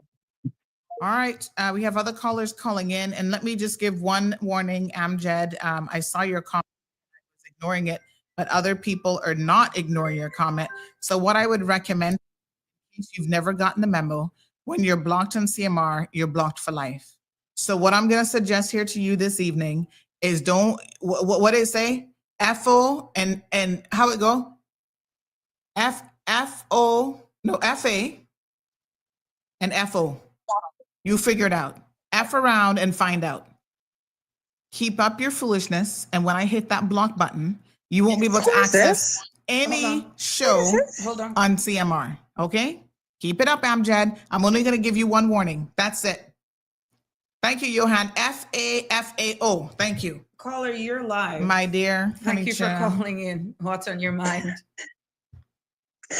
What's on my mind is you. And yet I'm listening to you today, and I'm glad that you didn't get elected again. Your job is what you are doing to help the poor. You're right where to you're bring supposed things to light. You where you're supposed to be. God don't make mistake. So sometimes when they're digging one hole, you have to dig two holes. So your position, I watch you then and I watch you now. I watch how you cried. What people didn't understand, you had so many ministries and they were all the biggest ministry. Police, fireman, the hospital, DEH, They are the biggest ministries in the Then Cayman don't forget, Islands. took on extra responsibility when some other ministers got fired for their behavior, Yes. including home affairs. That's right. And you stood your grounds.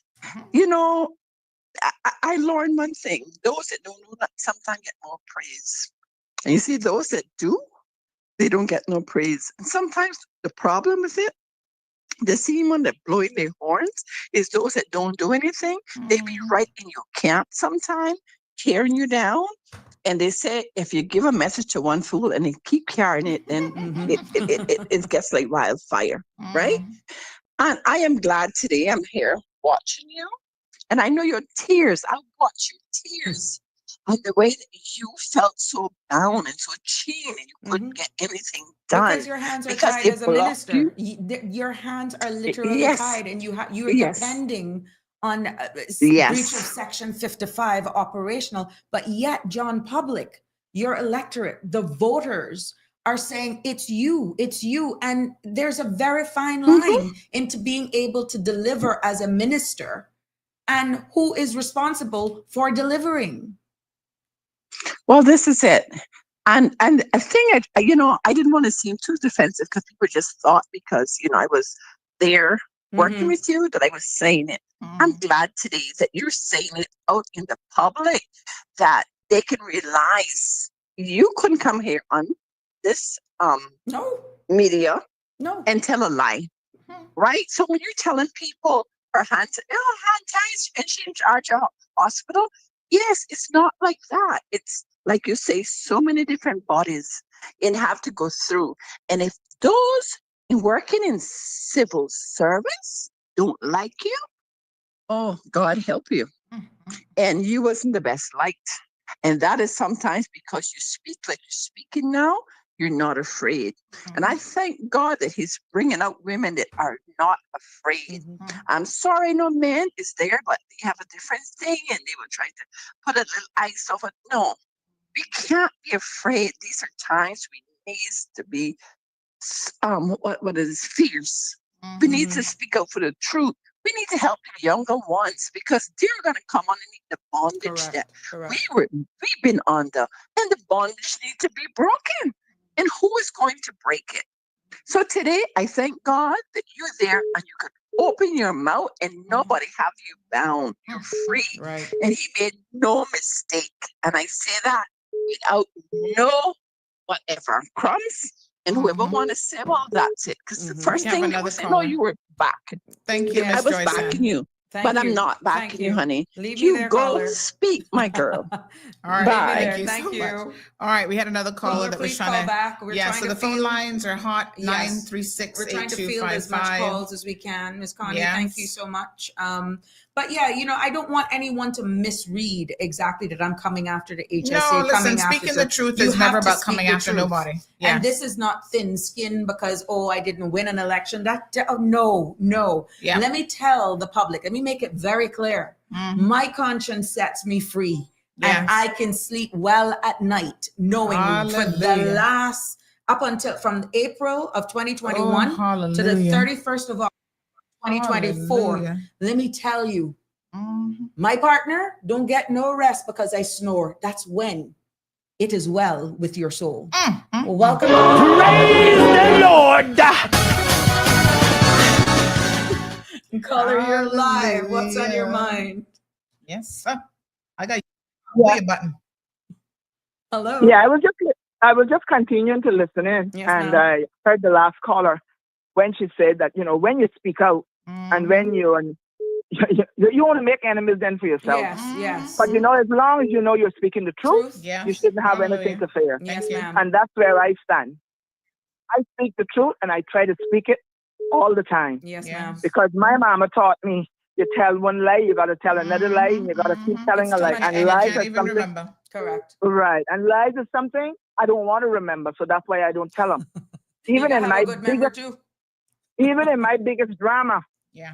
and I guess everybody, like I say, who know who, Yeah. they know what I'm referring to. And let me tell you, even in that biggest drama that I had, I never tell lies. I told the truth. ma'am. And Thank I you would so say, much, caller. thank And we you. got another The truth caller. set Thank me you free. so much. Sure. Thank you. Okay. And the one thing I want to say, Sabrina, Caller. you know, I think, I Caller, think you they're gonna, can call it. Yes, oh, there we go. yes. Call back, honey Chino. Good evening, caller. What's on your mind? You're live. Sabrina, I just also want to say this quickly. Yes, ma'am. Know that it was you and the whole team that did this. But I personally want to tell you on behalf of Miss Anna, Oh, yes. Miss Mom, Miss Lucy, Mm-hmm. kids. I know you called me one day when I broke down and I was fighting for them. I've been fighting for them for 14 years, not 1, not 5, not 5, not 10, but 14 long years. And I want to say thank you, Sabrina. I want to thank the whole team. It is time for this matter to be closed. I have had 5 phone calls this week from Miss Lucy, from the kids. They are tired of being put to the bottom of everybody's shoe. They lost their mother that was a civil servant on her job. And when we can look and continue to feel that that family should be last and not first, I wonder how many that have young daughters and sons go to bed at night and say they sleep well. This country should be ashamed of itself to have these kids still going through what they're going through. Because our governments failed them years ago, not this government here, but many failed those kids years ago for what they've gone through. And I just wanted to say again, thank you for all you did, and Mr. Panton and everybody that was on the team Right. a few years ago. Thank you, Sabrina. You're welcome. And to the family. And thank you, Sandra. Thank you, so caller. much. Thank you. Yes, I mean, wow, lots of comments coming in. Well, this show is going to be the second hottest thing on radio. Speak, Sabrina, speak, says Irvelin. Kaboom, Miss Joy It Sam. comes easy. You don't need notes when it comes to Right, coming when from you- an when you informed speak the space. truth, When you you know? speak the truth. I Yeah. mean, and for far too long, you know, it is one of the things that I made sure I tried to, yes, know exact the operations of the civil service, how it works, know your role as a minister. But it became very obvious when you wanted to hold people accountable, how you're treated. Yeah. And that didn't stop my drive when I understood my constitutional responsibility, having been responsible for funding it, and then having to go on the parliament to fight with your cabinet colleagues, literally on the same side of the table. You're asking for making sure, that's another thing. Insufficient funding always has been shortened for the Ministry of Health and Wellness. Understanding the infamous NGS 55 and HEA 2, people may be saying, well, what are these codes? Those 2 buckets of monies are monies that are given to the Ministry of Health and Wellness that they can actually pay any losses as it pertains to local and overseas providers for all our indigents or seafarers and of not enough insurance, even all of those persons are underinsured.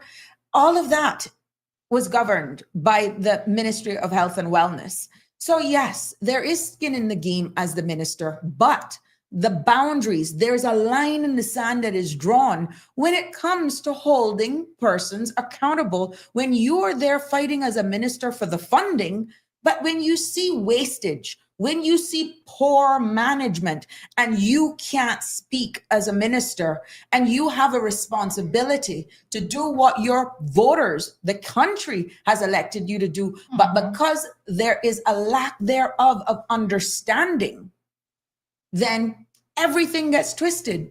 This is not making any excuses for some of the shortcomings.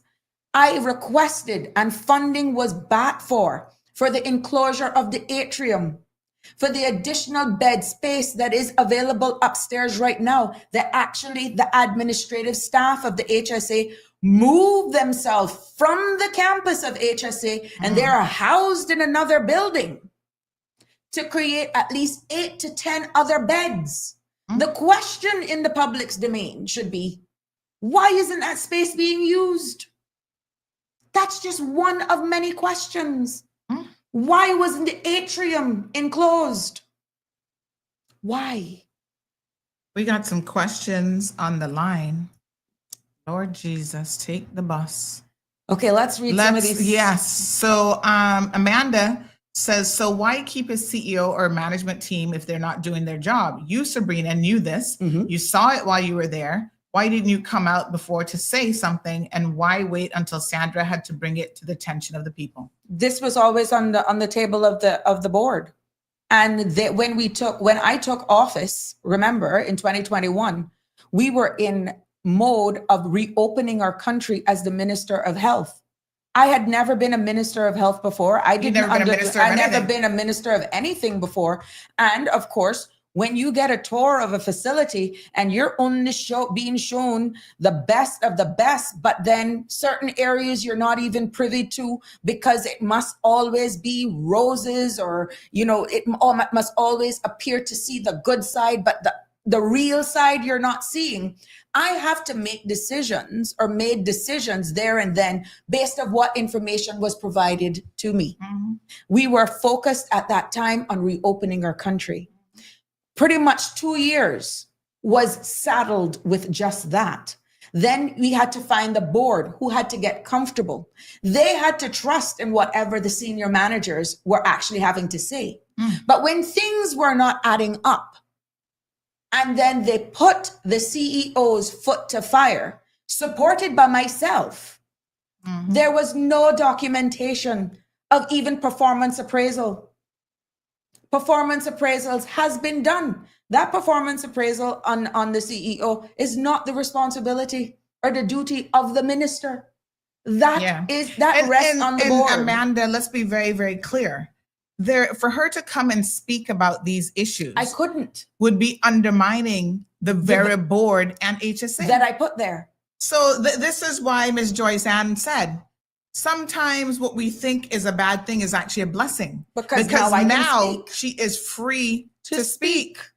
Now, I'm going to throw something out there that might be a surprise to a lot of you, but some of these so-called senior managers, and I'm going to be FYing this shit myself because I know it, but now I need the proof to know it. Some of them have been recently written up for a slew of things by the very same board. People are attempting to hold them accountable. But let me tell you something. The hardest person to get rid of is an incompetent civil servant. You hear me? Y'all listening to what I just said? The hardest person to get rid of is an incompetent civil service. Y'all wait till I get back to PLC, Public Lands Commission. I go in there very soon, and I'm going to demonstrate again that some of the hardest people to get rid of in the civil service are the incompetent ones who are in management, especially. It's easy to say. And Sabrina, I'm going to tell you something. This is one of the reasons I told you this. And I know after the last election, things were tight in terms of forming the government. Right. But I always say a new elected official should never take a ministerial position. But nobody wants health. And this is why you've never, ever had the same minister returned to office that got health. It has always been thrown under the bus. I have been the first female minister of health. I'm the first minister of health that came with a direct nursing, in this case, medical hands-on background. First ever. So I understood it. But then when you look at what your parameters, how much you can do that is heavily operational, you're like, well, we're almost set up to fail as a minister. But when it even comes to the ministry, because the HSA is a statutory authority, it even becomes more complex, which is why one of the key things I started to do that is a low-hanging fruit for the sitting minister is to continue with the separation of public health. You do not want to be in another situation where you're actually slapped with a pandemic or anything of that nature and go through what I went through as a first-time minister, understanding what I know now, the best thing to do is to continue and separate public health. It was well received. We have the information that proves it. It is there. It is there. And then that strips away so you can see what true health care is. Why are you worried? And I know, Sandra, you alluded to this on your earlier show about a cath lab. When you have a healthcare facility on this island that provides exclusively to cardiac. Girl. Cardiac. Let me get this in. One of the first things I asked as your minister, this country's then Minister of Health, was asked the HSA to tell me or even amplify, find out where they see themselves in this arena for being our country's primary healthcare provider, facility, the government's facility. Find what you are great at and be excellent at it. But do not try to compete because we have so much hair. There is so much hair and we only have so much square footage. We have to be able to live amongst ourselves. But what was the biggest thing for me is succession planning, access to education. The most money ever given to the HSA in their education area so that tertiary studies could be accessed was under my administration. And I'm a little weary right now, Sandra, as you can know, because I'm almost fearful of saying what I did. Remember, I was criticized over that the other day. Don't worry about that. But I'm just bringing it into that was context. some food that was probably planted. But look here, Jim says, Sandy has the cold, hard truth. Now Sabrina has the truth be told. Thanks, Jim. I didn't even get to welcome you today, Jim. Oh my gosh, what a mess. These Gina. are things that people need to know. Gina Wilson. Go ahead, Chai. You have to get used to reading these yourself. Why have these boards that has no teeth? This is the highest height of madness. Well, the thing is, it's not that. The boards have teeth. They all have to come to an agreement. But in doing so, they have to make sure that they're making decisions from an informed perspective and also from a legal standpoint. Right now, they have got more information than they've ever had before that has been documented that can prove one is not performing at the right standards. Caller, you're live. Yeah, and not only that, but the board also has a particular remit in which they have to operate. Correct. Caller, you're live. Good evening, ladies. This is Siobhan. How are you? Good evening. We're fine, thanks. Thank you for calling. What's on your mind? Ms. Sabrina, thank you so much. I'm driving in my car and doing what the young people say, clock it, clock the T. Yes, I am. But I want to digress a little bit from your current topic. I want to say, especially, Sandra, you and I spoke, I think I'm probably the first person to message her about it this morning. Thank you for publishing the name of the offending firm. Thank you for being the immigration offense thing. Media house. Thank you for being the first media house to call their name. I am still a little, and maybe it's early days, and I'm not trying to yuck his yum. No, I'm not. But I'm still a little bit annoyed that we've heard nothing from the minister. Maybe there's something coming. Again, I want to ask, maybe Ms. Sabrina, you can enlighten me, based on your background. But enlighten the public. Why are these firms afforded this level of anonymity? Why? That's one question. And is the public going to be provided with an answer and or an explanation as to why the further the $8,000 is a joke? It is a joke. When the maximum is 20, they paid that and laughed. They paid it and laughed at us. I mean, how are the public to now be reassured that there will be no further occurrences of this? How do we tell our young people who are, by the way, aspiring lawyers that You're not going to be railroaded, and you are going to be given a fair chance. How do we reassure them? How do we ensure that they're not going to be maligned and sidelined and overlooked for employment with some cockamamie reason or excuse or the other? How do we assure Caymanians that this isn't going to happen? What special measures are going to, I asked this yesterday, what measures are going to be put in place that when a work permit goes to the board for Maples, that it's looked at with a fine tooth comb? They've been fined. It's public information. It went through the courts. It is a criminal act. Yes, it was a fine, but it is a criminal act. Had this been a small Caymanian company, they would have been dragged over coals. They would have been fined a big fee. They would have probably put them out of business. I'm not suggesting that anybody should be offending, but I'm saying, why is it that they deserve this almost accolade for what they've done? Why? Well, I haven't even seen a statement come out from the firm to say, you know.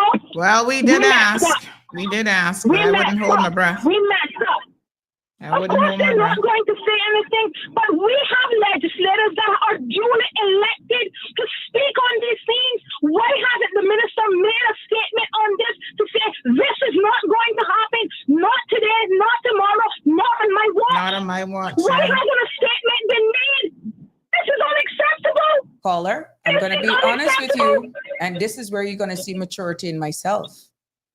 That what you're actually referring to, again, boils down to the operational arm. The minister should then, listening to this platform and the feedback that has been received. I'm not sure if he's listening. He probably not one of the 350 people listening. But what I'm anyhow, saying is, he'll get the message. Somebody tell him. listen to what John Public is saying and how they're responding to this. But it is the enforcement arm now, and the duty of the board by way of mandate and his expectation of the board moving forward. But it is the enforcement arm now to make sure that they are keeping on this, which boils down to the operational arm of the civil service, not necessarily the minister. The minister will agitate. They will actually advocate for something like this to actually put to a stop. But implementing and making sure that the necessary guardrails are put in place will rest on the shoulders of the chief officer, and making sure that they have that chief officer reports to him, Miss Sabrina. My point, that chief officer reports to him on the campaign trail. They all came out with these big swinging statements. What they were going to do, you would have thought that immigration would have been fixed the day after. The day after. With the sweeping statements that were made on the campaign trail. And maybe I'm yucking their yum. I'm sorry, but quite frankly, I feel like they're all dragging their feet right now. But that's, I'm sorry. That's when you've never been elected and versus an incumbent. Because like I said on one of my public meetings, you can get elected in April. The strategic policy statement that was tabled on the floor of Parliament is not going to go into effect until January of 2026. So saying you're going to hit the pavement running right now, it's not as realistic as people think. And when I was saying these things to educate over the campaign trail, I got accused of saying I was speaking I, me. When what we're missing, public, is educating, being informed. But that was all political theatrics. That was all theatrics. That's what that was. It wasn't coming from an informed perspective, and definitely not the truth. Mr. Dexter, the telephone number is 936-8225. Thank you, caller. Thank you. Appreciate it. Some comments coming in. Christopher Bryan says, I love me some Sabrina Turner. Loving the show. Thanks, Chris. Evelyn says, Miss Sandy Hill, Sabrina is going to need more than 1 hour. OMG, this show is hot. And it's 6:15 already. I can't believe it. I told her to go till 7 o'clock, you know. No, look, I got to get over Tuesday first. All right. This caller will never get an interview at that firm in her lifetime after this. She'll be fine. Magdalene pointing out the business staffing board are the ones who should be doing something about this too. All of the boards. They every one of the boards. Hi. All right. Let's I know that caller was talking about that, and I fully intend to. I don't know if I'm going to have time tomorrow because of my show. I'm having 2 ministers come on to talk about this whole mental health situation, because I can tell you what, it's a hot friggin' mess. But let me remind all of you, those of you who want to talk about what a wonderful job the HSA is doing, and the number of complaints that I've gotten that I will field to management in order for them to deal with it that never get in the public domain. So just because you've had a good experience, that don't necessarily mean that they're doing such a wonderful job. But what I want to remind you of, and I have always said, I'm going to give Miss Lizette Gearwood credit, because when I would send her something, she would act on it and she'd get it done. So I'm going to give her credit. They even had a water bottle machine or something the other day that had expired for the cleaning and inspection from 2 years before. And someone sent it to me and said, are we supposed to be drinking this? Is this healthy at the HSA? And when I sent it, by that afternoon, she had it resolved. But the question begs, who's responsible for these little things? How can that sit there for 2 years with an expired sticker to say that it expired 2 years ago? Especially when, let's talk about it now, let's talk dollars and cents. She's making $23,000 a month, plus allowances for food, uniform, and other allowances. Come again, Caymanians, 23 grand a month, and y'all are gonna sit down and be okay with mediocrity? No, Bobo. That is a big ass salary.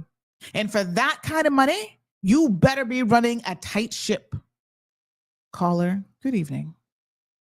Good evening, Sandra. Yes, sir. And Sabrina. Good evening. Yes, Mr. Dexter. First time you calling and Sabrina Speaks. Welcome. Yes.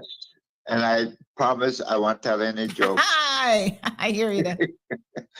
Back in 2015, when I was diagnosed with stage 4 throat cancer, I didn't want to bring this up because I didn't think it was necessary, but after hearing about the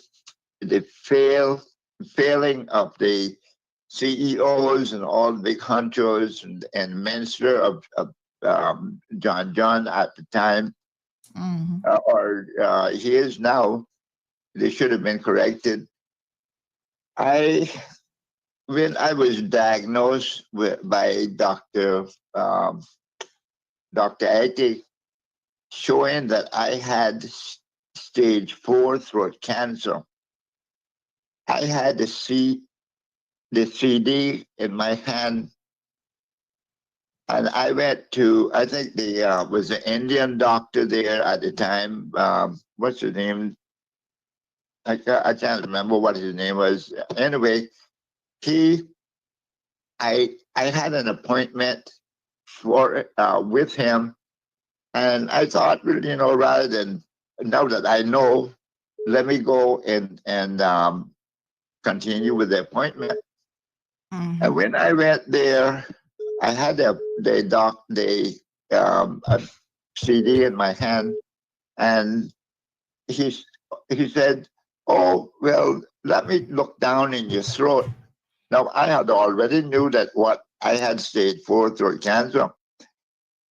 He took 2 pieces of a flat stick and put it down my throat and said, "You got a severe, you have a severe throat infection." He gave me 3 types of medication. He said 10 days it should go away. So I said, Doc, I already know that I got stage 4 throat cancer. Why should I take these? Have you ever looked at my records? Because I said it to him before I went on that appointment. And he said, who gave me permission to go to another doctor? I said, that is my life. I reported this. I sent a formal letter to, and a doctor, I'm not going to call the name, a doctor that was on that board. He was fighting because I told him I was going to what I was going to do, and he encouraged me to do it. And he said, and he said to me, what is all this confusion? I said, there's no confusion. Look at look at the CD. And he refused to look at that CD. And you know, it's so sad, but I must say overall that the service that I have got from this hospital, the Georgetown Hospital, I couldn't have got any service any better. And referrals, they are good. Okay. Thank you, you, caller. We do have another caller on hold. Good evening, caller. Welcome to the program. Hello, good evening, Sandra. Yes, good evening, sir. Hi, how are you? Not bad. How you doing? Very good. And good evening to you, Sabrina. Good evening. Sabrina, I would just, this thought was running through my head while I have been listening to you speak. With the experience that you've had being MP in the last administration, and with the hindrance, I guess, from your position to be able to effect positive change within the HSA that you've experienced, what from a solution-oriented perspective and your perspective have you come up with that you think would be positive steps forward in order for, without undue influence being able to be exercised by MPs, but would allow for members of parliament to have due influence over issues such as this, or just basic lack of accountability, dereliction of duty, so on and so forth. And one more question before I listen. Sandra, I am 100% dumbfounded that the individual, even though he may have mental issues, who was caught raping a tender-age child in a was sexual allowed back on the street. Let's clarify now, because the RCIPS is saying a rape hasn't been reported to them, but a sexual act. So technically, But that doesn't matter. I If it's a 13-year-old child, the child is I not a know baby. you speaking to the choir, and yes, he's walking the streets right now as we speak. Well, then what kind of boss awkward BS can RCIPS be giving everybody when it is by definition a tender-age child? Yeah. So I it mean, doesn't listen, the it child was doesn't witnessed need to by a report third rape. person, It's you know. simply against the law. Yeah, it was witnessed by a third person, so I don't know what kind of investigation they can need to at least arrest him. He hasn't been arrested yet. Well, if they're saying that they are aware of and they are recognizing a sexual act took place, and that sexual act took place with an adult and a tender-age child below the age of consent, that is the definition. The definition of that is illegal, criminal act. Of course. So they don't need a child or anybody else to scream rape, or you know what I mean, to report rape. It's I mean, wow. But anyway, I if you talk about lack of accountability, Miss S and Miss S, there you go. Okay. Oh wow, that's a new one. Thank you, caller. Let me take a stab at answering your question from the perspective of having been in the seat. What I found most, and thank you, caller. What I found most annoying was being able to respond at pace. People taking personalities out of it and taking it that you're coming after them and not being able to look at their responsibility and being accountable for the role that they fill in making sure that they understand they're here serving the country and the people at a national level. If we could take the personalities out of it, people do not be fearful of being held accountable, and get the support from all sides of the parliament, this place would be a better place. And stop pointing and putting people on councils and boards that do not align with the skill set that is applicable to those boards and only look at it for political favors. If you realize the responsibility that comes with being appointed to these boards and the national responsibility of being able to give that honor to serve on these boards and councils as a conduit, as a gateway, as a representative of the sitting administration that will affect positive change in the well-being, the quality of life in our country, and impact the legislation. If there was one thing I could definitely change, it's just people removing their egos out of it and just realizing their purpose. It's I tell you 626 what, service. Sabrina, Sir, the only way that I can think, the idea that comes straight off the bat comes to mind to me is remove the opportunity for the MPs themselves to be the ones who create who put these people on these boards. Because as you've just said, if this is has been seen over and again, regardless of what statutory authority or whatever board it is, it has been seen repeatedly over and over to be a quid pro quo for people giving their political support to a candidate. It's a delicate balance, to be Or for any other honest, reason, because then wouldn't you say, Sabrina, that we then have to start looking at not allow or taking that out of the hands of the MPs themselves? we have to look at that legislation clearly, because under current legislation, remember, the boards are appointed by the minister, supported by cabinet. So you want to have that representation, because remember now, once you are the minister, you're not, in my case back then, the Minister for Health and Home Affairs, but I was elected as the MP for Prospect. Once you are a minister, you're not the Minister of Prospect for Health and Home Affairs. You're a minister for the Cayman Islands. So it is making sure that everyone that you appoint to those boards, that it should be fair and balanced representation that actually mimics the skill sets or brings skill sets to the table to make positive change that aligns with the government and the will of the people.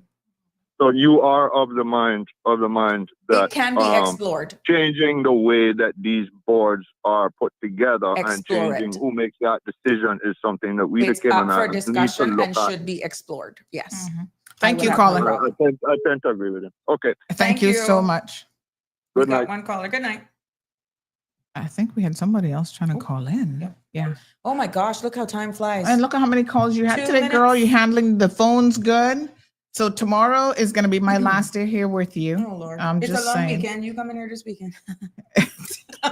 We're going to make sure on Tuesday. She'll be back on Yes, Tuesday. So yes. back tomorrow, back on Tuesday. She's going to be whipping it, handling all these different components. All right. And I'm going to ask persons that if they see a live feed, it's not like it's breaking news. It's probably me testing, because sometimes it's hard to do a test and you're not actually live. It's not like you can create a fake live page.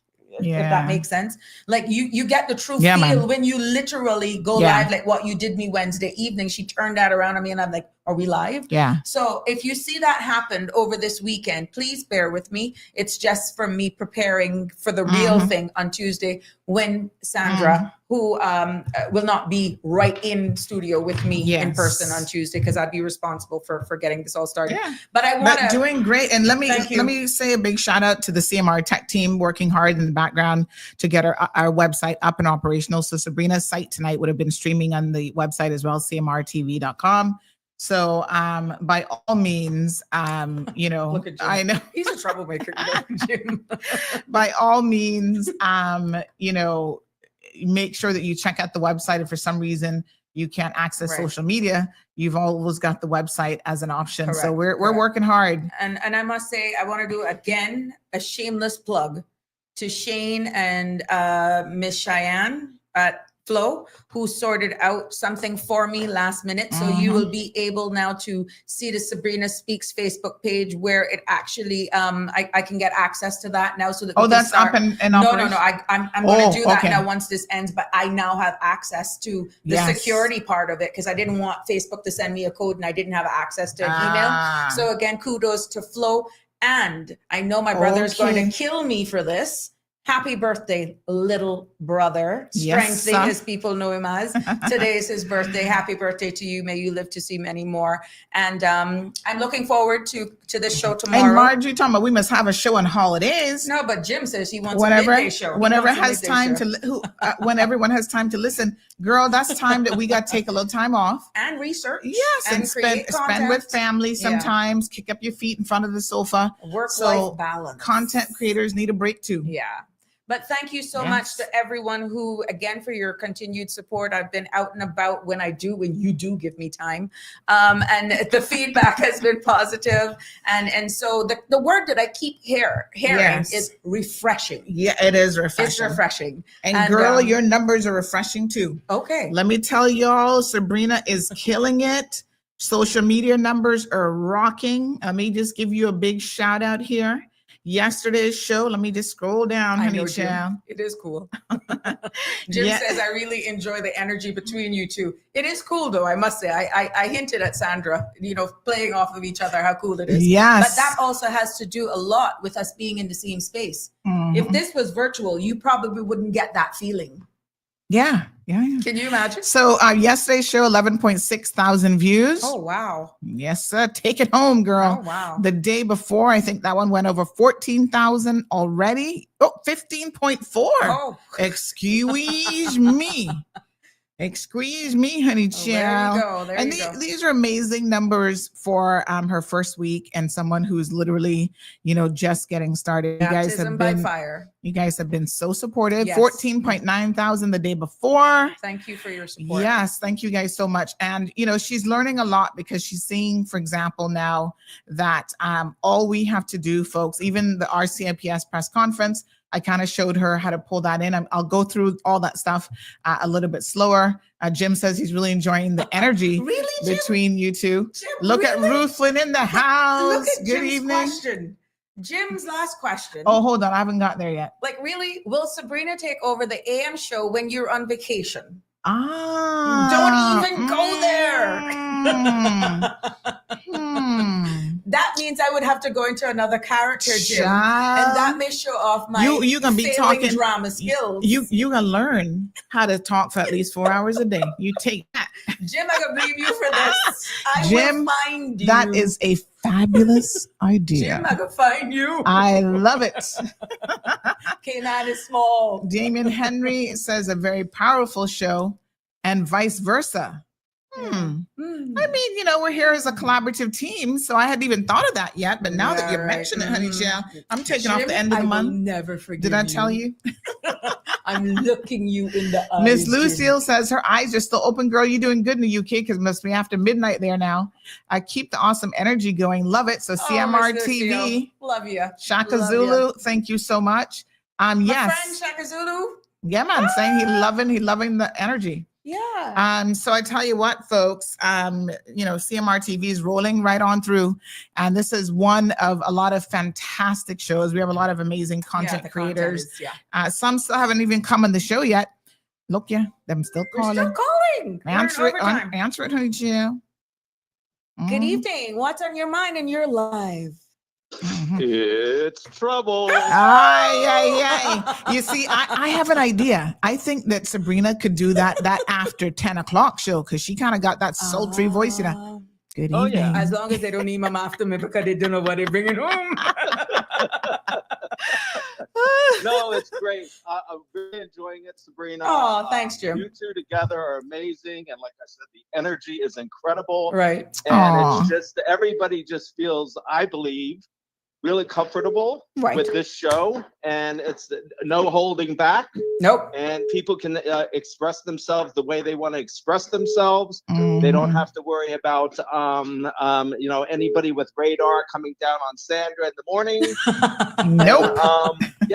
Just speak your mind, speak it clear, and say it loud. And this is the entire vibe that we're going for That's CMR what I TV. envisioned, to be honest. Because trust me when I tell you that some of the other content creators are going to bring it. They might not be doing a live show, but even their discussions are going to be very, very interesting and intriguing. And I think you're going to be engaged with a lot of those shows as well. Jim, I'll tell you a secret. once upon a time, I have a friend, some friends, I used to be on Radio Cayman. And I said, you know what? I have late night radio voice. And then I had another friend who realized I was going to do this show and asked whether or not, you remember that station in Miami? Thanks for calling, Delilah. You can see I have fun with my vocal cords. So who to tell? Yeah. Like, I don't have anything to do late night. I'm gonna talk to Eric about that. Thank you for Thank calling. you so much. Take I'm gonna care. talk to your husband about that. Yeah. So Marshall says that I'm not going on no vacation. Yes, sir. Oh. They're gonna confiscate my passport. Stacy says you're giving the Compass a run for their money. Lord Jesus, poor Compass. Marjorie says, so you both knock Ilya and Austin off the show. Well, I mean, they're on their own show. They have their own audience. Yeah, the good thing is this is a people have choice. Yeah, if y'all want to listen to them, all Yeah. 6 of you can go right over there. Yeah. People have choice. But we prefer you here. My humor. I'm so bad. Dry as chip. I need to behave. Yeah. But again, we're in overtime. Not that I'm rushing. Somebody else was calling you But though. I'm trying Siobhan, to- that was you calling again? You calling to tell us you got home safe or I'm what? just trying to make sure that I'm tardy because when CMR TV goes on, I don't want to actually go over into somebody else's time. That's So true. I'm really trying to be disciplined. Yeah, because a with lot of making sure people, that I get off at I got to tell 6:30. you the truth, right? A lot of people want that 7 o'clock slot for their shows in the evenings. Well, if I'm still in So- training, let me get more comfortable as of Tuesday. Mhm. And then I will. No man, next week we gonna be loading up the shows, and Right. I just called her back, so I Oh, want to know okay. what she want. She probably thought we were done. You calling to tell us you Hello? got home Hi. safely? I did get home safely, but You're I just live. wanted to I just wanted to really send my condolences. I forgot it Oh, earlier. Uh-huh. I wanted to send my condolences to the family of Charles Chambers. Yes. He unfortunately passed away Yeah. to Yes, that's right. cancer. Fought a very, very Absolutely. Yes. brave battle, and Yes. Yes. succumbed to his Thank you, to caller. his disease. Absolutely. Right. But I also, if I could have a minute, I also wanted to a big shout out to Lynburn Eden, DJ Lynn, Yeah. who also battling that vicious disease, and it is just incredible to see him rebound and take Right. his place Yes. back and reclaim his life. And Yes. I just want to encourage everybody out there. Everybody's got something going Yeah, on, and just absolutely. remind everybody to just be kind, be nice. It's true. You You too, never Sandra. know. You You too, never know. Sandra. You hear what You she said? too, You gotta be Sandra. kind. I'm being kind. I'm being real Maybe kind. some of mine will rub off on her.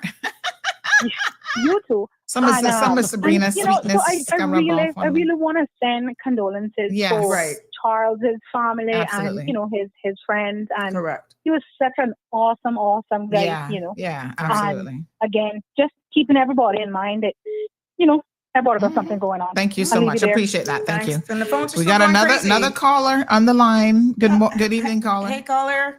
You're live.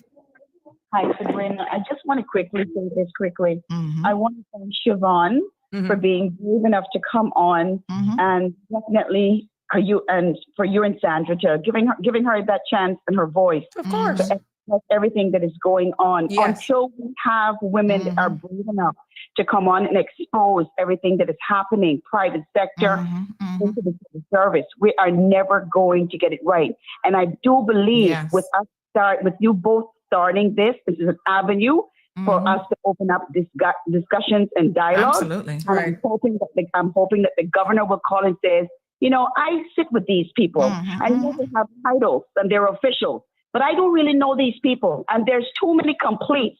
Let us sit down and let me assemble a panel that will sit down and go through these so that we can get some type of respect, breathing room, and get answers for all of these people that have complaints and are going through all kind of things in this country. Right. Until it's done, and I do believe you both women are going to be the ones that are going to help do that. So thank you again. Thank and you thank so you much. Ron, for everything. Thank good night. you. Have a good night. Good night. Thank you so much. All right, folks. Well, that ends it. Another, day 4 behind us. And I want to give God thanks. Yes. And for you, each and every one of you, for your support and definitely for making this Somebody a said I reality. mustn't listen to you. Must keep going. Keep the show going. Oh gosh. But yeah, this would not be possible if it wasn't for you guys actually logging in, tuning in and engaging. And like what we said, one of the things that I envisioned after you threw me under the bus to actually make this into a reality was that exactly the feeling that you all felt today with the discussion, the dialogue, the bantering, even good, bad, funny, that is exactly what I wanted, because I feel that that has been lacking. And coming from an informed place, and Sabrina Speaks, this is exactly where it is, where it's going to be. And you are more than welcome to use this platform, once it's done respectfully, as your vessel, your vehicle, your outlet, because all are welcome. Until tomorrow, it has been a pleasure. Have a good evening and God bless. All right, folks. See you mañana.